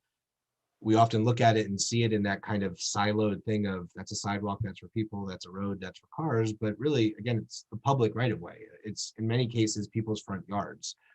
And it really is there for anybody to access at any time in any way that hopefully is safe. And so it's, it's instructive to look at these spaces and say, how can we be doing more to allow the public to use them, and also to allow these spaces to represent the neighborhoods they're in, whether that's, putting in those kind of curvy streets to slow drivers. I know we've had people on Berry Hill Street, for example, ask us to prevent that street being a cut through for traffic. So what we ended up doing is we put a right in, right out on Berry Hill from Cameron Street, so that people couldn't come down Cameron southbound and take a left and then speed down Berry Hill Street to get out of the city to the east. And that's just one example. But you can put in colored crosswalks or with crosswalks with designs or high visibility around schools, for example. So looking at these things is not just hardscape transportation infrastructure, but as a social space is important too. Supporting the development of sustainable and resilient mobility systems. So again, that's that kind of designing for complete streets. That's something that the city can do fairly easily and cheaply by adopting these street design guidelines, so that we're not necessarily going through a study every time, which can take money and time every time we're doing a project, but that we say we're working from this as our baseline, And we can go out to the community and talk about maybe how to tweak that, but that'll be the baseline instead of just repaving things as they are. Improving the street network to enhance connectivity, and again, that's looking at especially how to bridge that east-west divide between across Cameron Street. One of the ideas is Division Street Bridge. One of the ideas, I believe in some of the illustrations we've had here, is a pedestrian bridge coming down from the end of Dairy Street over Cameron Street, which would provide safer access to whatever new development happens near the transportation center, instead of having to have people come down Market Street and cross there. I believe that's one of the more dangerous intersections we have here in the city. And so, if there's a way to, and that's a state route, obviously, so that becomes a challenge with having us recommend changes to it, because the state's not going to do it if they don't want. So we can maybe bypass that by having a pedestrian bridge. That's a good way to provide a safer connection across Cameron Street.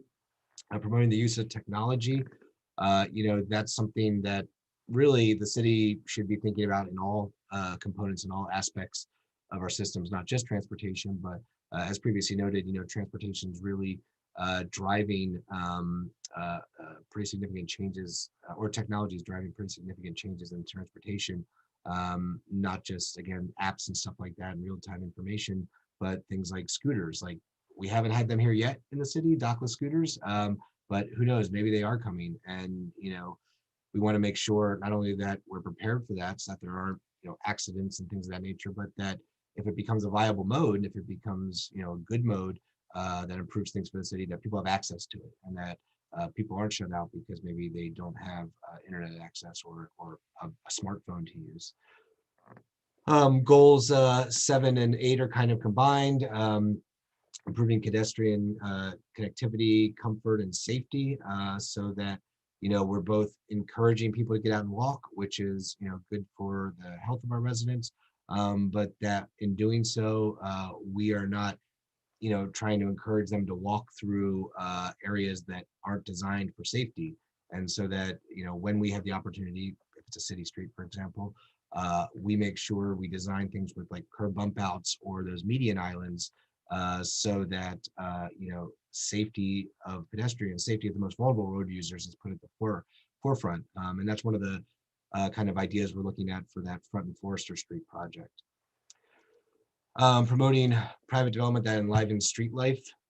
So this is kind of speaking to our rights of way as public space and a social space, making sure that building frontages are attractive, that maybe there's awnings so you can pop in if there's like a rain shower or something, so that there's trees, so that there's shade if you want to eat out on the sidewalk, so that the air is cleaner.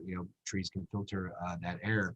I think that's important, really across the city. I don't know that there's like a whole lot of places where we're doing that perfectly. So that's something that we can really roll out citywide. Creating a network of safe bicycle facilities, and that kind of ties into between goals 10 and 11 there. We have that, I believe that map may have come from the regional connection study, possibly.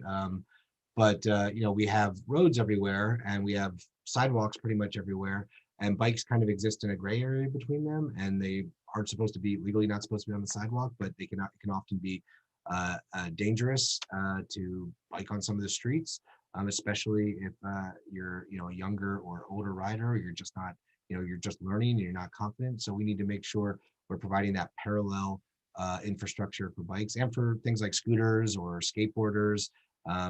Especially as noted, if scooters come here, if we get the bike share system back up and running here, that may increase the numbers of people biking, scootering, skateboarding, and we need to make sure that they have safe infrastructure to use. And again, that kind of even bleeds into 12 there. 13, robust regional transit. So that's kind of looking at how transportation can provide access to economic opportunities, both within and without the city. So we want to make sure that we're working with CAT so that, for example, there are enough routes going out to job centers, outside of the city too, if you work outside, whether it's a fulfillment center in Carlisle or downtown Hershey, for example. So, making sure that the mass transportation network we have connects people to where they need to go, that it's not kind of what we've talked about a little bit in the last chapter with economic development, that it's not just, saying, oh, it's relying on the historical network that we have and saying that it's been there, so we're just using what's there. Like we're not changing it. We're just trying to build on what's there. Like, no, let's talk about reimagining the system so that it maybe provides more benefits to residents. And again, that kind of goes into goal 14 there, where support and promote local transit service that provides this network and this system that works for everybody, whether you're going to a job or whether you're just kind of visiting a friend or family on the other side of the city. Like it probably shouldn't be like it is now, where it's a very commuter driven network that's basically, designed around the workday. People have transportation needs 24 hours a day. And I think the mass transit network could certainly be enhanced to improve that access. Supporting better transit through first last mile solutions. So, sometimes transit can't go everywhere. It can't cover every street. A lot of times there's a balance between coverage and frequency, and, using a main corridor that, you can design bus shelters in so that that's, where all of the buses maybe come through, so that you have lots of options for catching a bus. But at the same time, then you might have to walk 5-10 blocks. So how do we make sure that that distance isn't discouraging people from using the system? And that's, again, providing a bike or scooter share, or making sure our sidewalks are in good condition and ADA accessible. Coordinate transportation and land use decisions to support the city's mobility, housing, economic development, and affordability goals. And as in the case in many of the other chapters, this last kind of goal really helps tie everything together and provide a holistic vision of how transportation coordinates with these other aspects. During the housing chapter discussion, I noted that one of the things that the kind of planning industry is moving towards is not just looking at cost burden for housing, but looking at housing and transportation as the threshold and as the index against which you measure cost burden. Because not only do you need a place over your head, but you need a way to get to your job, to get to how you make money, and that, as noted at the beginning of this chapter, that can be a significant cost. That can be $8,500 a year on average, and if I believe the average income here in the city is something like 33,000 average household income. That's a quarter of your average household income. So if we can bring down those costs by better managing land use, providing more things around where people live, then you can bring down the costs of that transportation component of your life, of your household.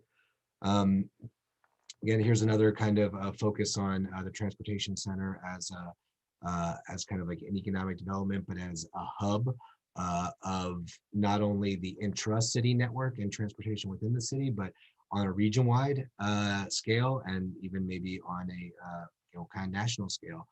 Being connected to the Amtrak network as we are is a great advantage, and we can certainly kind of use that to improve things, to improve the access for people to and through the city.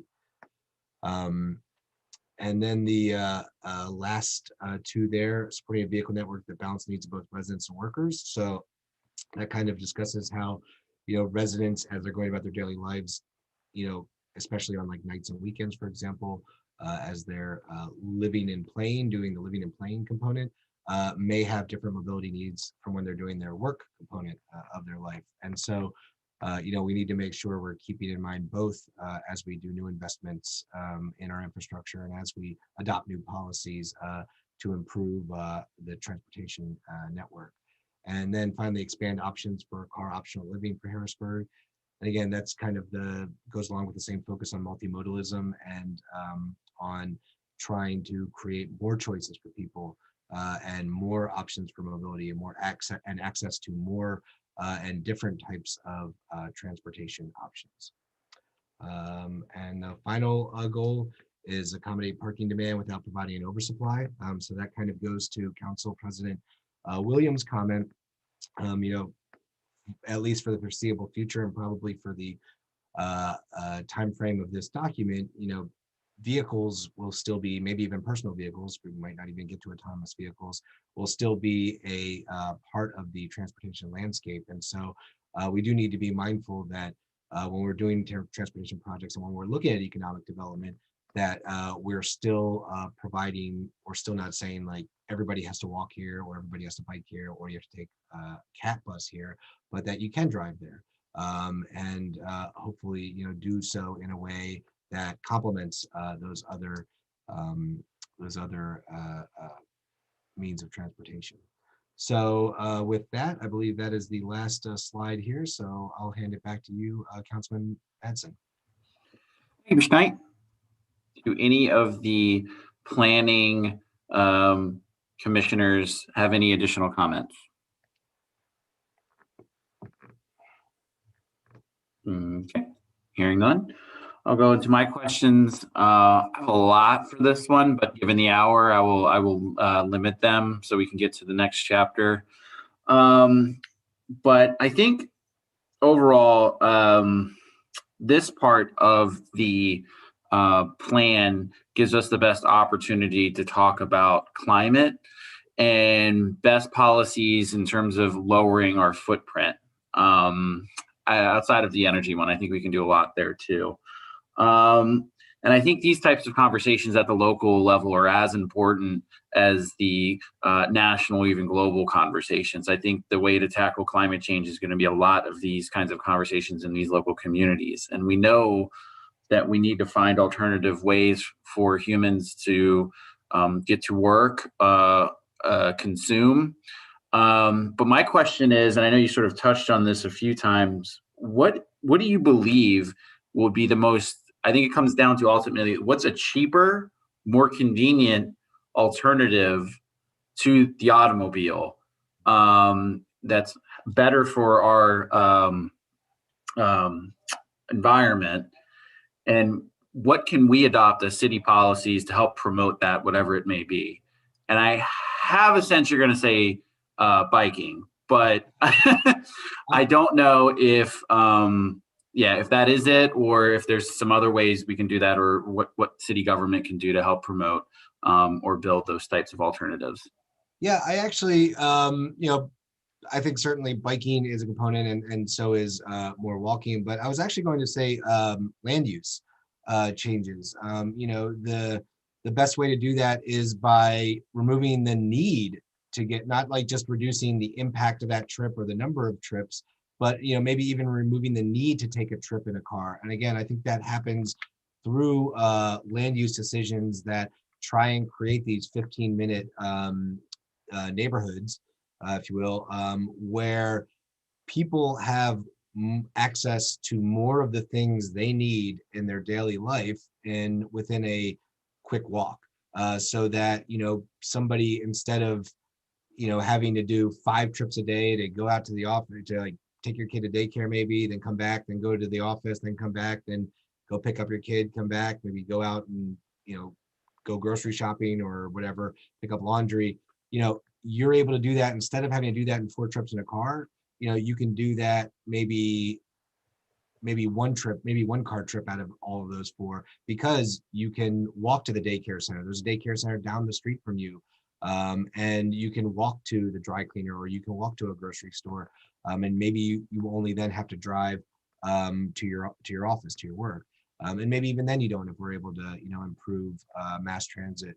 But I really think for a long time, the transportation and land use component have been siloed. They've been looked at separately, and the relationship between them has been obvious, but it's complex, and it's challenging, and it can take years or decades even to see buildings change, to see uses change within a neighborhood. So, but I think what we really need to do is to lay the groundwork for that to happen. And again, I think that happens through both small area plans and neighborhood planning, and asking the public what they want, and then saying like, okay, how's the best way to do this? And then also through the regulatory regime in the zoning code is to make it easier to maybe set up these types of things in more places throughout the city. So really, I think the best way to begin addressing that is land use, because that's really the fundamental underpinning and kind of on the same level as transportation.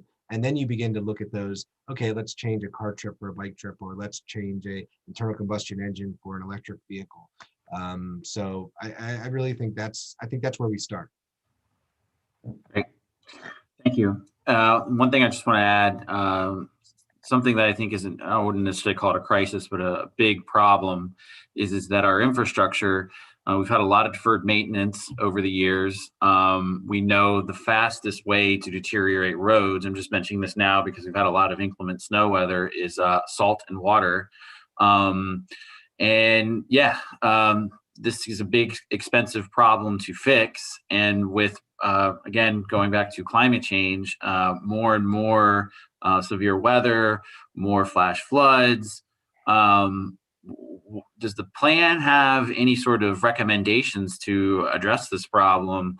And yeah, could you talk about that? If it does. So with the flooding aspect, there's pretty much, so we have two different areas where flooding becomes an issue, the Susquehanna River, and there's pretty much nothing you can do about that. We're at the bottom of the watershed. I mean, if it rains enough in the watershed, we're going to get it. It's not like we're going to dredge the bottom of the river and drop the level and reduce flooding that way.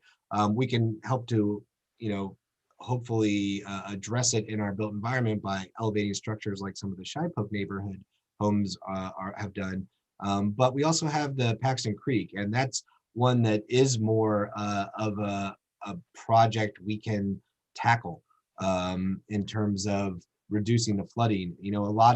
We get not only nuisance flooding where you have low-lying areas like the Maclay and Cameron Street intersection if you have a particularly heavy rainstorm, but you get flooding within the Paxton Creek channel itself. And so, one of the goals that one of the projects in the plan here, and it also was referenced in the state's TOD study around the transportation study, is the Paxton Creek dechannelization project. And, we can really reduce the impact on, Market Street, Her Street, Wildwood Drive there, Paxton Street, by widening that channel and allowing more of the flood waters to convey within the channel instead of overflowing the banks and covering roads, sidewalks, going into buildings. And really, that's probably the area where we have the opportunity for the greatest impact, because I think we're lucky enough in Harrisburg to not, be on the coast, so sea level rise isn't as big of an issue. And, we've not seen like the same things like the forest fires like California does. But at the same time, I think what our big impact from climate change is going to be more frequent and heavier rainstorms. And so we're going to need to find a way to manage that increased rain that comes into the city such that it doesn't impact the infrastructure like you were saying. The other thing, if we're talking about deferred maintenance and the costs of repairing our roads and everything, one of the things we can do to help reduce that is switch to more biking and walking, because the impact on the road is, I think, the fourth power of the weight of the vehicle is what determines how much wear there is on the road. So, something like an SUV, 1,000 SUVs driving down the street over the course of the day is going to have a lot of wear on that street. If you have those same 1,000 people in a bike, for example, like there's almost no wear whatsoever. And so that road will last longer. So the more people we have switching to these, to walking, biking, mass transit, the reduced impact you're going to have on our current streets. And that means they'll last longer, and that means they'll cost less to, repair. We'll have to repair them less often. Thank you for that. Okay. And one aside, I know that people may say, well, we have telework, that might, more people work from home, that may limit the amount of people or volume on the roads. And while that's true, I'm also seeing the trend where people are using things like Amazon, HelloFresh, all of those types of services. So we're getting more shipping and trucks coming in to drop those things off. So that's just something as an aside as we have these conversations. But with that, that's it for me. Oh, go ahead. And I would just make a note. I think that's actually one thing that can be added to this document, because you're right. Like with COVID, there's been, certainly in the last 5 years since the base document here was developed and it's accelerated under COVID, is deliveries. Like that means, how do we address that without, impacting our safe flow of traffic of all types through the city? And that's looking at more loading zones in more neighborhoods, so that they don't have to double park in the middle of the street and have people drive around them, for example, that there's some place every few blocks where an Amazon, a Fresh Direct, whatever, truck can stop and be able to drop off deliveries. Absolutely. Okay, we will open it up to questions from my colleagues. We'll go on the other side of the dais to start, and that is with Councilwoman Daniels.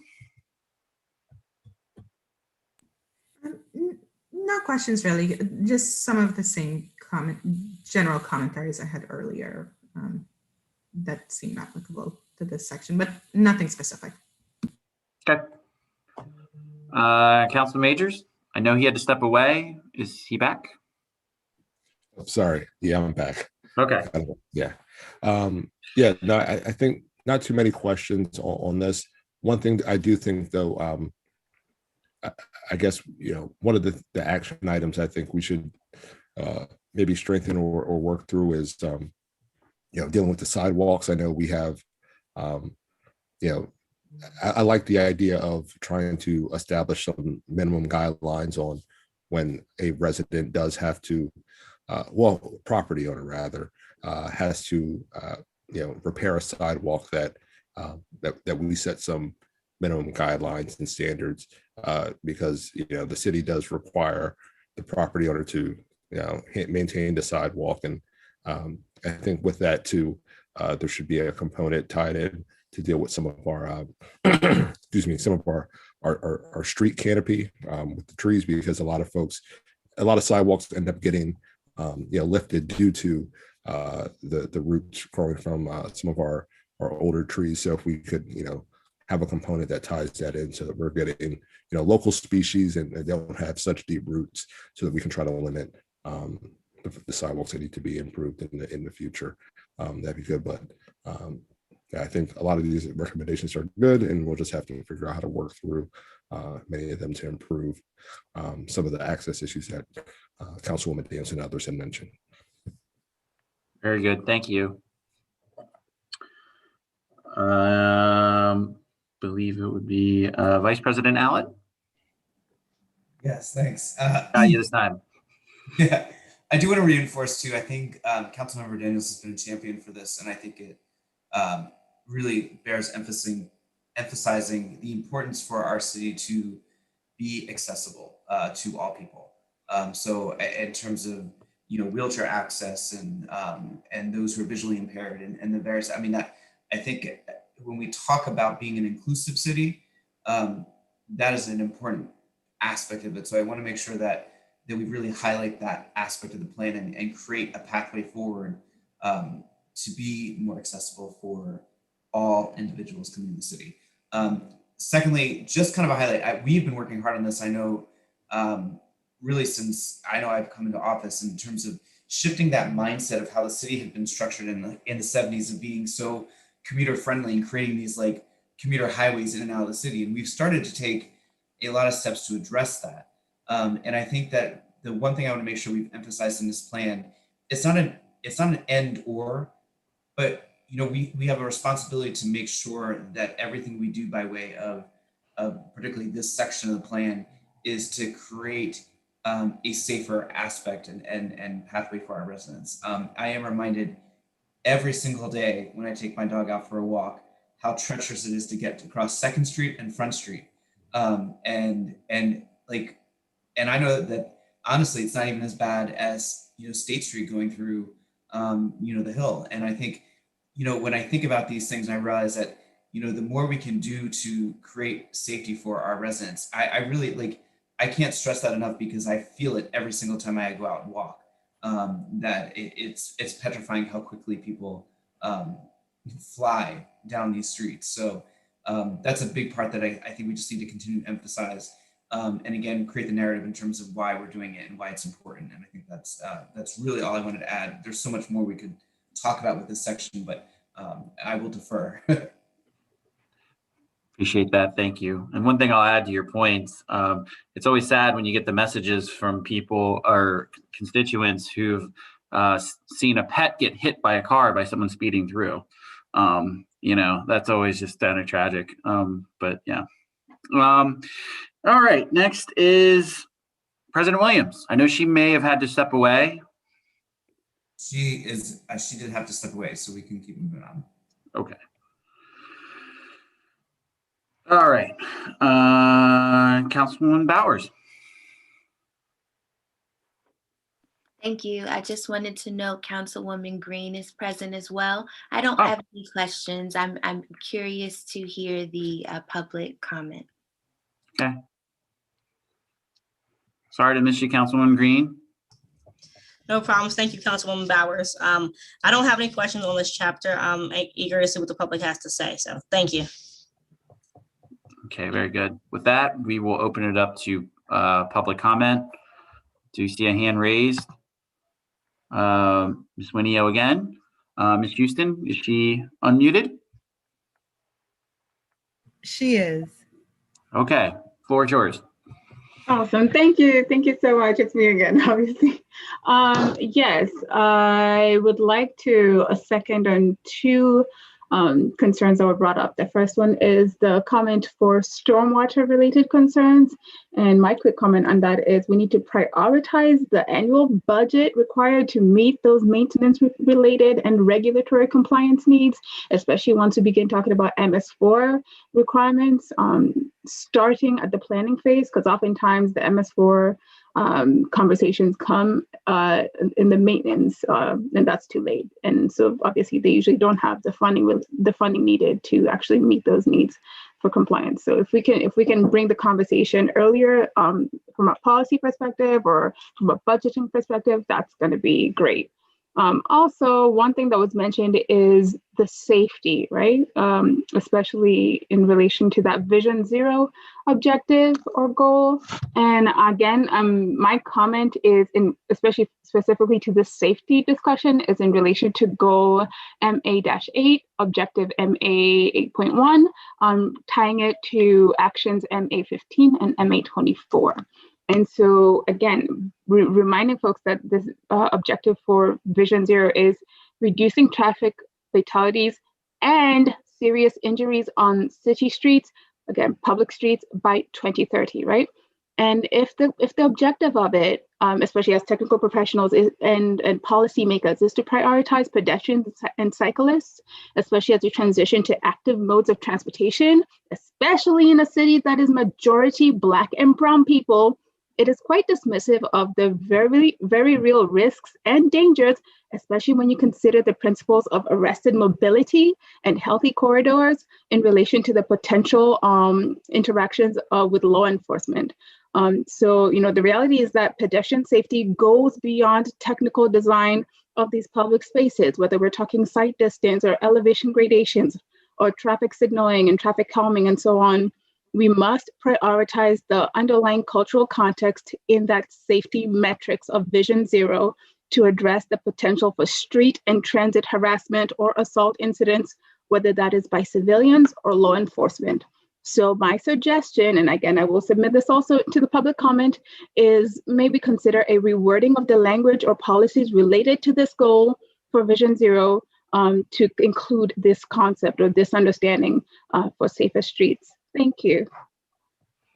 Thank you for that. Any other public comment? I do not see any at this time. Okay, we will move to the next chapter. All right, Mr. Knight, on to the next chapter. Floor is yours. Right.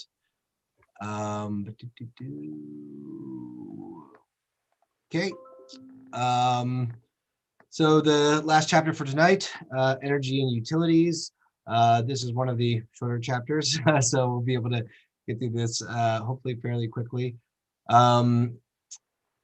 Here are the top ideas that came out of the public engagement portion of the process. Green infrastructure, and that's Ms. Winnie that was just on, I was referencing that, to reduce flooding and increase energy efficiency. So, obviously we're in that partial consent decree with the EPA, and to address that, CRW created City Beautiful H2O, their plan to incorporate, to replace old and outdated infrastructure under the ground, but also to reduce the amount of runoff getting into that system, so that we don't have things like combined sewer overflows. And that's really, I think, that's probably like the biggest frontier, utility frontier on which we're working right now as a city. And again, that's especially important because of climate change, which will likely bring more frequent and heavier rainfalls, and that's what contributes to combined sewer overflows. So if we're able to infiltrate or detain stormwater before it gets to our combined sewer system, that will be a win for both us and the environment. Improve street lighting, and that's something that addresses both utilities, but also things like safety, and also things like mobility and access. One of the early parts of the State Street approach that we heard from residents was trimming back trees so that they don't grow into the light shed of the lights that are along there and create dark spaces where where vehicles can't see people that are looking across the street. So that is a real kind of cross topical issue. We did, I would say sometime 2016 maybe is when we did it. Maybe 2017 when we pretty much fully converted our streetlights in the city to LED, which reduces costs, has a better light profile, and is more environmentally sustainable. So that was a already kind of trying to meet this. Improving or expanding Paxton Creek channel. So that's what I kind of discussed both in land use, community facilities, and in mobility, and we'll probably see it on March 10th in the Parks Open and Civic Space chapter. That's really along the same lines as the 17th and 18th Street corridor, and in the types of impact that it can have, and the types of impact that it can have on a variety of fronts: economic development, resiliency, transportation wise, and it could be, it's a very ambitious project. It's probably projected to be about $100 million, and I wouldn't be surprised if it took 15 years, but it's definitely something we should be looking at maybe every year about how we go about getting to that end goal. The Army Corps of Engineers is still reviewing the hydraulic analysis, I believe, and hydrologic analysis of that proposal and what it will do to the floodplain in that area. But once that happens, we can even do little things like getting easements from people who are doing developments along the creek, or buying a property here, or paying somebody to demolish a building there, so that eventually when you have the money, the land is ready to do those, to do the work, the physical work necessary to widen it. And then, kind of improving recycling there. And that's something that, is something the city is always working towards. And, even more important now that we've grown our trash collection to both Steelton and Pembroke, I think. So, that only increases the importance of making sure we're recycling and doing the right things with our refuse streams. So here's a real trend, some of the trends that I think will impact energy and utilities here in the city. Net zero energy in terms of homes. This is, again, one of the ways we can help make housing more affordable for our residents. And this is more of a focus on new construction, although there are some projects you can do to adapt existing homes. But like net zero homes is, reducing the amount of energy so that the amount of energy the home itself produces is the same as what it uses. And that can really reduce the utility bills for residents, whether that's gray water reuse or, solar panels. As we look at new construction here in the city and wherever that happens, whether it's, individual infill row homes or big new construction like in the 6th and 7th Street corridor on those vacant blocks, we should look to make sure we're trying to implement these types of regulations so that it helps our residents for the long term. Alternative fuel vehicles, you see here, these are the electric charging stations that went in along 3rd Street in front of the State Museum. So, that was a good kind of high profile Kickstarter project, but I believe Christopher Naif, our sustainability coordinator, has had discussions with council and made presentations to the council about the electric charging stations or electric charging stations we're going to be putting in the City Island garage.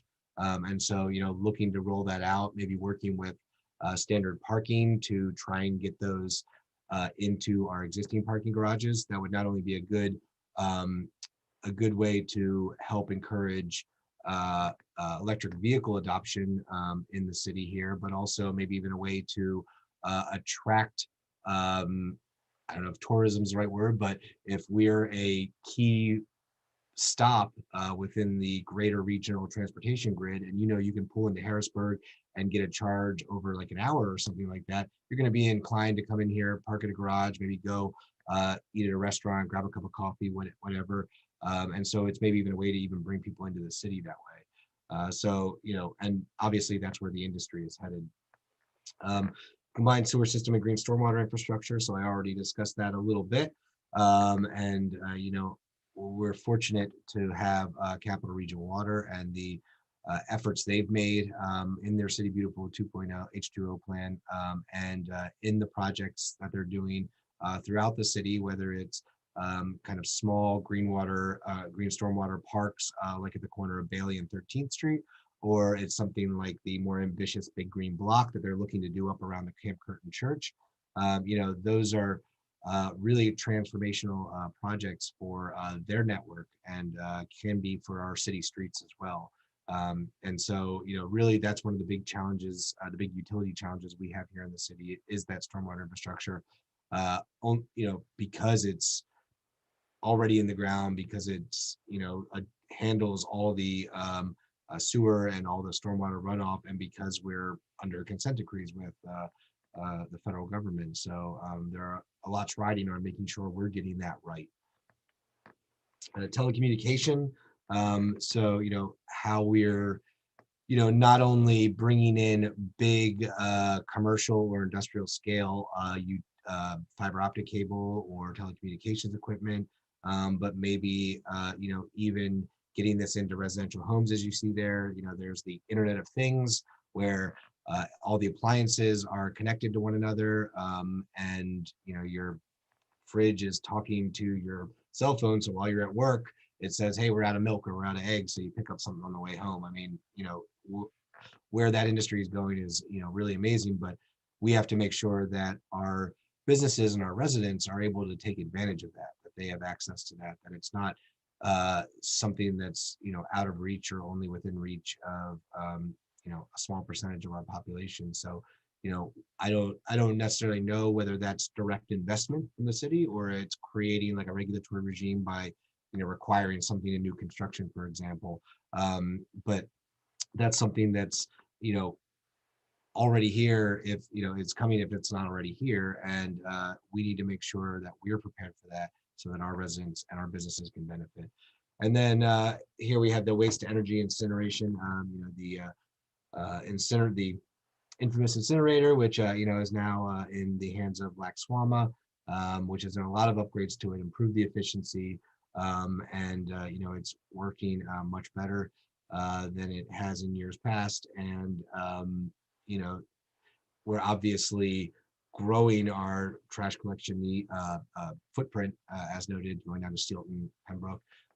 And so that obviously is a key asset and a key component of our waste collection and elimination streams.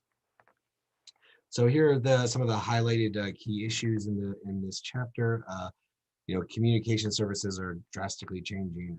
Again, not just between people, but between things. And so, we need to make sure that we as a city and that we as government officials are making sure we are prepared for that, and maybe even going so far as to requiring that in new types of construction or substantial improvements to existing buildings. City must take a proactive approach in terms of renewable energy. And I think that's something we've already started trying to address in the ways that we can, specifically in working with D&H Distributing and working with Hudson companies to ensure that we got the solar panels from the old D&H Distributing site.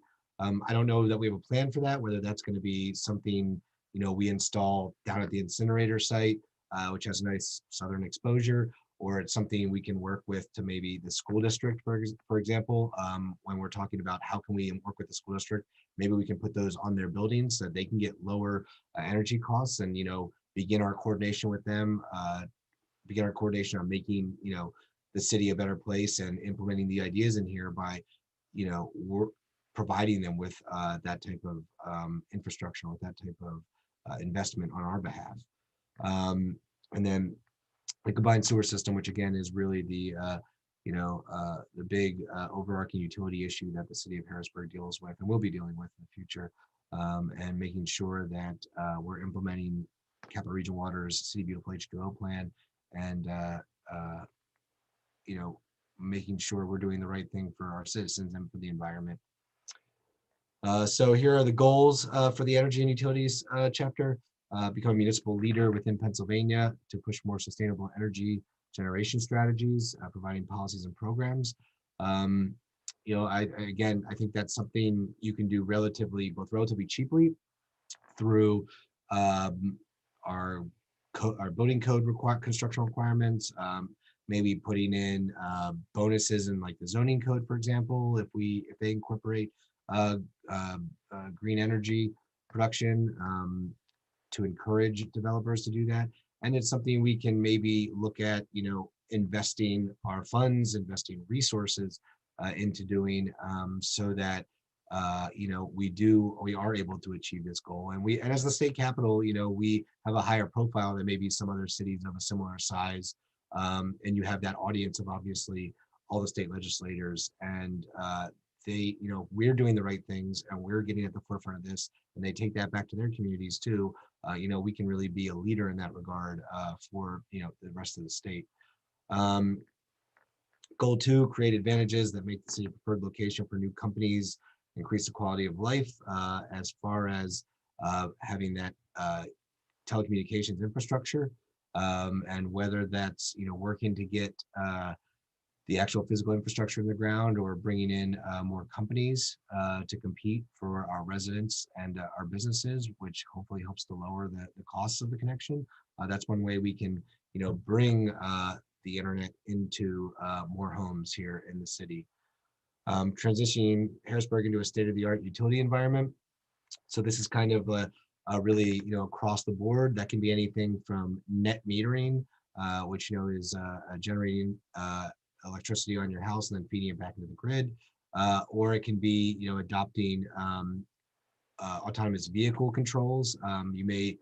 Council members may remember when I believe there was I think it's Carnegie Mellon did a test drive around the Capitol complex using an autonomous vehicle, and they actually came in and ahead of time and put in these sensors or controls that allowed that to happen. So we can make ourselves a testing ground or a platform for people to try new technologies and new ideas like this, and being at the forefront of that, be able to get those investments, from the private sector, because they want to come in here and test their ideas. So, that's a way that we can hopefully bring these types of ideas and this type of technology into the city without really having to invest a lot of our own resources.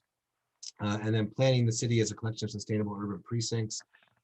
So this is trying to take that idea of sustainability, whether it's stormwater infrastructure, energy generation, smart electronics, and expanding it to the neighborhood level.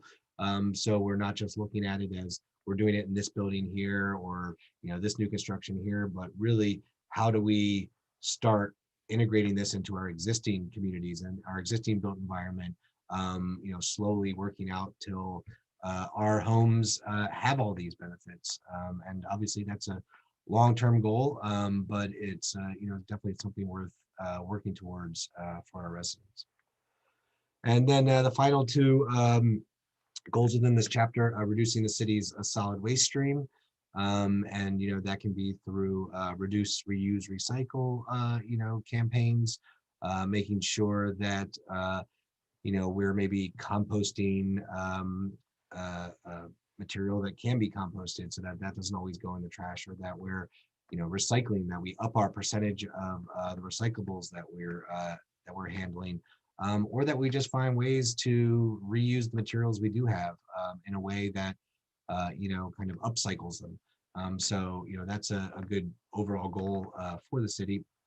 And then finally, the elimination of outfall of untreated wastewater into Paxton Creek and the Susquehanna River. And again, as noted before, that's kind of the real baseline of the EPA consent decree and the city and CRW's City Beautiful H2O plan, making sure that we have not only that we're avoiding penalties and doing what the federal government's telling us to do, but also that we're making the Susquehanna River livable again for fish species, so that you can go in and fish and eat whatever comes out of there, or that you can feel comfortable going in and swimming in the Susquehanna River. And so the elimination of those combined sewer overflows would be a real landmark for the city, but I don't think it's an impossible goal. I think it's something that with dedication and investment and collaboration with Capital Region Water, we can probably foresee within the time frame of this plan. And with that, I will hand it back to you, Councilman Madsen. Thank you, Mr. Knight. Okay. For this section, and given the hour, I see we're losing a lot of attendees. We don't have a whole lot left. So I don't have a whole lot of questions. I'd really like to the few that are lingering around to have an opportunity to ask their questions and provide comments. So I will pass it to my colleagues. Yeah, we'll go from there. I will give it to, as if we were on the dais, except the opposite way, to Councilwoman Bowers. Thank you. I'll be brief with my question.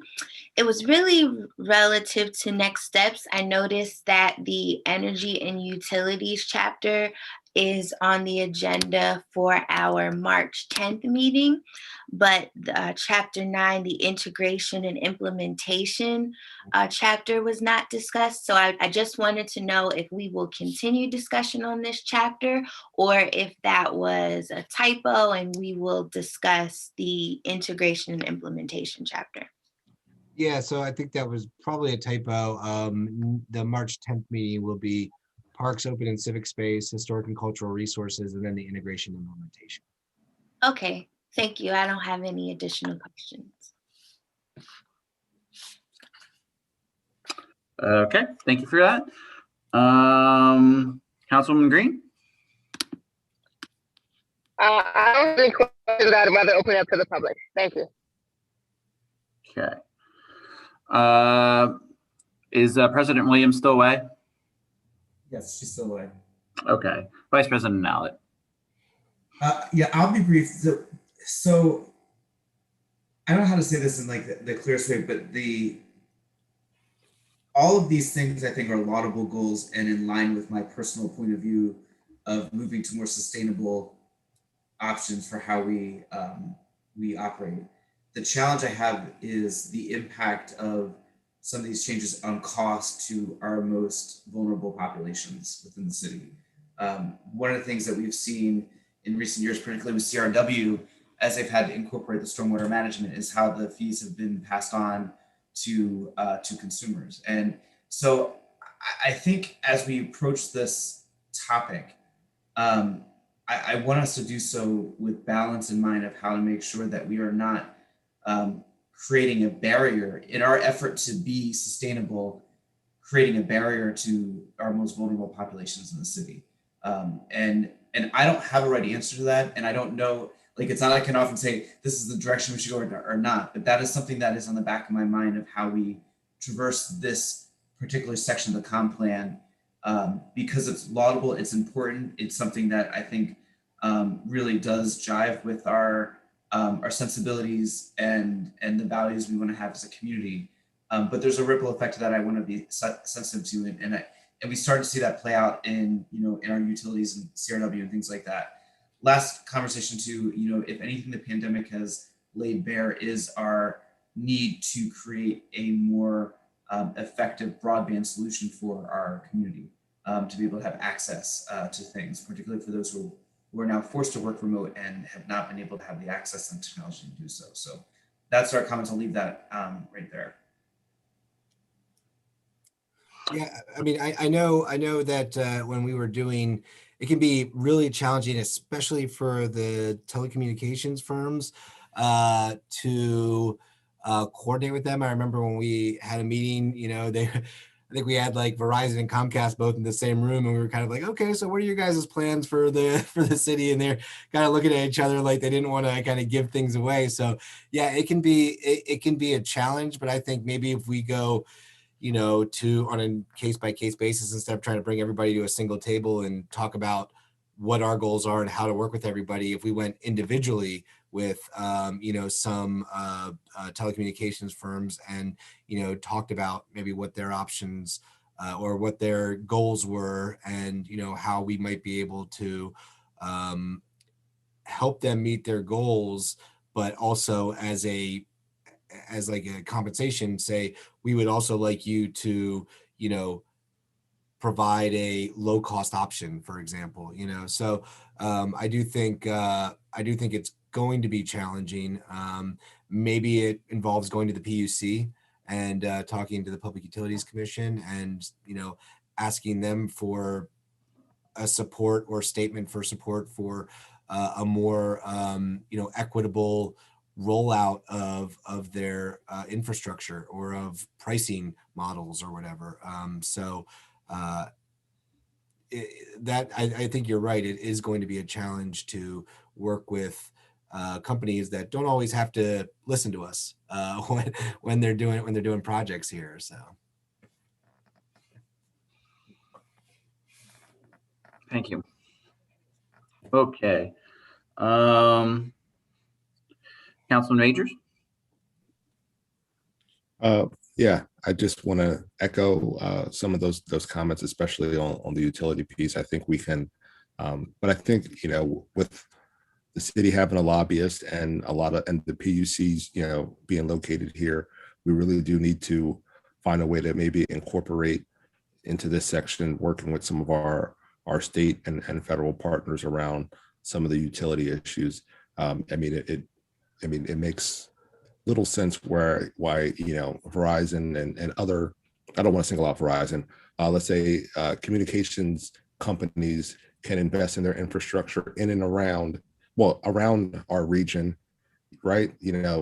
Camp Hill, Mechanicsburg, Lower Paxton, et cetera, but the investment in some of those infrastructure pieces aren't happening here with, I think we got some of the mobile stuff with, AT&T and some of the 5G networks that are coming online, but with the investment that's happening in next generation 911 and a lot of this 5G technologies, and us having the seat of government here, I'm sure government is going to want access to, fiber lines. And I'm sure and I know on some of the projects that we've worked on along Front Street for the hospital, they were talking about the fiber line that was going to be input there. So maybe working to better coordinate with some of the utilities that are coming in to, encourage an investment in that infrastructure. I know, some of those folks have provided some lower cost options through the pandemic, since a lot of our in Harrisburg, our students are majority going to school via Zoom, or but we have to work to better align with that. And with that, if there's any other public comment, I'm glad to see glad to see Ann I'm getting some vertical stuff on some of what we're talking about. So yeah, I want to see what any from the public has to say. Yes, agreed. All right, Councilwoman Daniels. I'm just echoing some of the sentiments of the other council members. And I'm particularly interested in the investment in solar, the use of solar energy, just because of our access to the sun. It's a no-brainer. But one of the things we do have to be thinking about when it comes to access to the internet is that, from what I've been told, most of the telecommunications companies actually make their money on cable and content, not on the internet service. So if there's a market where they're not going to make money on the cable side, they won't invest in the fiber side. So there is the financial reality that maybe it's something that the city will have to eventually do, because it's starting to ring true given how I've seen the development of the different companies come into or not come into the city. But those were just off the record conversations. So we do have to think about, how do you make it happen if the private sector can't do that? Well, I think to your point, Councilwoman Daniels, I think we are seeing, I think you can see the divide in the investment based upon how the economic developments happen in our area, right? Harrisburg, I guess Harrisburg in quotes, meaning the mailing address, is seeing, we're seeing a lot of growth in that area versus Harrisburg proper in terms of the investment. So I think we have to find a way to work through that, but I can't imagine that telecom providers and content creators aren't making money in a city, since we have very limited options in our providers. That comes down to an investment.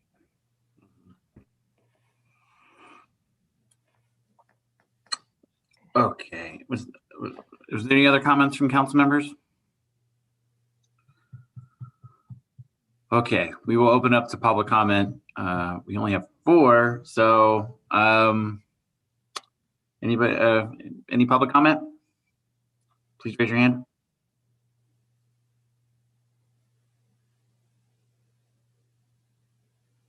Okay, thank you for that. Oh, we do have a hand raised. Mr. Hobbs? You can speak. Okay. Good evening. Just had a question, not specifically about the chapter that was just covered, but in general about the discussions around the comprehensive plan. And so I know the meeting last week, one of the first things that was mentioned was that this was supposed to be about getting as much community engagement and input for the community as possible. So I'm just wondering, what is the plan to make sure that we're boosting that community engagement? And just as reference, like I looked at the YouTube video from the meeting last week, there's only 59 views, right? And so that means, I guess, that many people looked at the video, whether live or, afterwards. And then you, of course, have the people that joined the Zoom meetings here, right? But do you have any metric, I guess, that you're using to measure what is adequate community engagement? Yeah, thank you for mentioning that. And that was something that I've noticed as well. And that's what I discussed with President Williams is ideally we would have these at council chambers where folks could come in and, in a non-COVID world, we could have folks come in that way or be more proactive and do town halls in the community. But given the realities of COVID, we can't do that. And it gets a little tricky, even if we do with limited capacity legally, because we could be infringing on people's rights to attend a meeting to view a public document that they're paying for. So I candidly think we're going to have to think outside of the box. I'm all open for any and all suggestions on how to do this. We're getting to a point where I think, and I was going to mention this before your comment, I think we may have to look at, in terms of next steps, potentially doing less chapters. I think as we go along, I'm noticing we're losing more and more panelists, or excuse me, not panelists, attendees. So I think the meetings may be going a little long. And some of these are really important topics, so maybe we could go a little bit more in depth. This is a new territory for us, in terms of, this is not how we envisioned it a year ago. But yeah, in terms of those metrics, I'm using the same ones you mentioned, YouTube channels, sort of these digital ways of doing it. But, I would like to figure out a way to make sure that those folks that don't have access to internet, may not have access to technology, can have an opportunity to comment. So that's sort of the best answer I can give to your question at this time, but I'll let my colleagues answer as well if they have any feedback. But yeah, obviously we want as much feedback and participation as possible. Yeah, no, the only thing I was going to add was, reducing the number of chapters, or maybe, like I said, not to belabor the process, but maybe after we go through this, doing another round, maybe on another day, to focus one chapter at a time. Given the hour, a lot of folks have dropped off, and it becomes a little bit difficult. And it's not anything against any of the work that's been done by the Planning Commission, but we do want to try and get a few more eyes on the public before we, as council, I would think, finalize the document. Yeah, and the format I sort of thought when planning this with Mr. Knight and Planning Commission was sort of similar to what we do with budget hearings. But at the same time, with budget hearings, there's a time sensitivity to that. There isn't necessarily one with this document.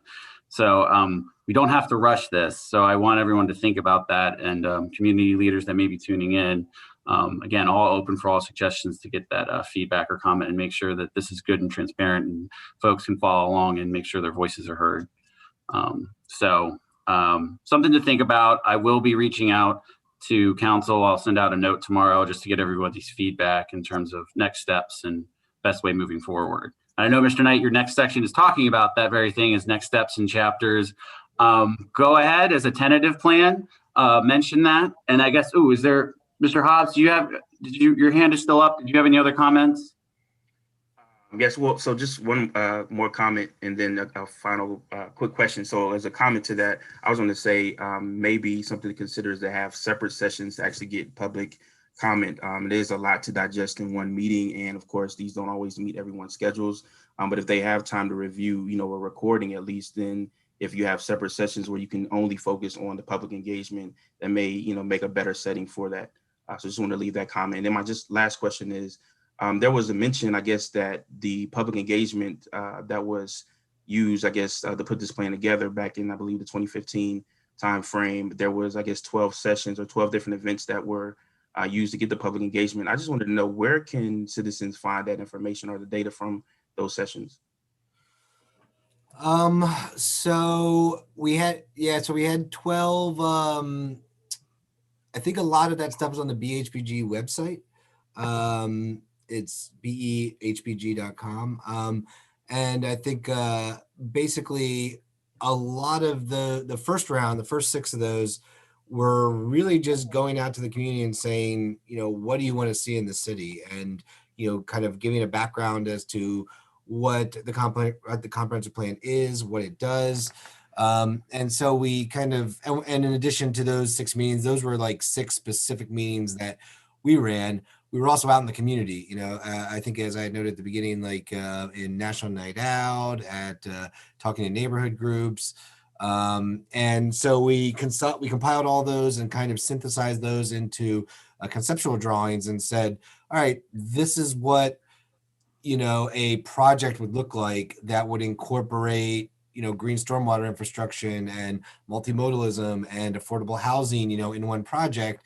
And then we took that back out in 6 more sessions and said, did we do a good job? Do you like this? Is this not what you were envisioning? And I believe a lot of that was done hard copy wise, but I believe that a good portion of it is up on the BHPG website as far as comments that were received, as far as the conceptual drawings are up on that website. So you can probably go there to get a good idea of maybe the content of those discussions. All right, thank you. Thank you. All right, Mr. Knight, next steps, tentative next steps. Okay, so next steps are March 10th, so 2 Wednesdays from now. We will be having the Park Open and Civic Space and Historic and Cultural Resources and Integration and Implementation chapters. Those are the final 3 chapters of the document. After that, it's really kind of up to City Council. I mean, they've gotten a lot of good feedback from these first 2 sessions about, maybe breaking it down and getting even more granular, or how to maybe do in-person ones and to get more feedback. So I think it'll really be up to the council members to determine, what direction they would like the engagement to take from here on out. And, that's maybe something we can have a conversation about as far as, maybe you hear from people that say, hey, what about doing one at the band shell up in Reservoir Park or something like that, where people could socially distance. I think it's still a little bit up in the air, but eventually we'll get to a point where we have the document as is, and we have a bunch of comments from the public, and you can either look at it as, all right, we're going to adopt this document with these comments, and then afterwards we'll fold those comments into the document. You may say, we'd like you to put these comments into the document before we take a vote on it so that we have a better idea of what this final product will look like. And then you guys take a vote. But you'll have the document, you'll have the comments. How you decide to integrate them and when is up to council. But you'll eventually have a public hearing to discuss, your thoughts on this as council members and hear from the public. And then you would take a vote on adoption at a legislative session. And then I believe that the document would become official 30 days after that vote. So that's kind of where we're at now. And, maybe between now and March 10th, you and I and maybe other council members, planning commissioners can discuss what the process after March 10th looks like. Okay. Thank you for that. Yeah, that's I'll put our thinking caps on. Again, to echo everybody's comments, we want to make sure that this is inclusionary and as transparent as possible, process as possible, and make sure we get as much feedback from the community as possible. So with that, I will open it up to any final comments from council members or the public. We'll start with council members. Any final comments? Councilwoman Bowers? I just had a quick question. As Mr. Knight was reviewing the final timeline or potential timeline, do we know how many comments have been received to date? I know that in the comprehensive plan email address, which is comp plan comments at harrisburgpa.gov. I believe we've received 1, 2, 3, 4, 5, 6, 7, 8, 9, 10. Let's say we've gotten 10 emails now. Some of them have attachments, so the comments may be fairly lengthy and exhaustive. And we've obviously gotten comments received verbally at these 2 sessions. And I'm not sure if council members have received either emailed comments or comments brought to you directly, friends, family, people from around the neighborhood. So, at least 10 emails, I would venture to say will probably get upwards of 100 comments by the time everything's all said and done, between what we've heard again here at these two meetings, what we've received, and maybe what we get at the next meeting, and eventual public engagement sessions beyond that. Thank you. I hope that we're able to make the document more accessible. I know at the last meeting, we talked about potentially partnering with our local library system, some of our faith houses, perhaps to court some of our senior residents and those with disabilities or other challenges that may not have accessibility to technology. So I hope that we do follow through with those plans, because I think while I appreciate the 10 emails and the comments and the participation within both of these sessions, I think that there's certainly room for improvement. Absolutely. Okay. Open up to the comment or public for one final chance at comment. Okay. With that, I will close out the Community and Economic Development Committee's overview of the comprehensive plan, and we will pass it to Vice President Allett for closing out. Thanks, Dave. Hearing no other public comment at this point, can I get a motion to adjourn this meeting? So moved. And can I have a second? Second. All right. Good night, everybody. Thanks for being here. Good night, everyone.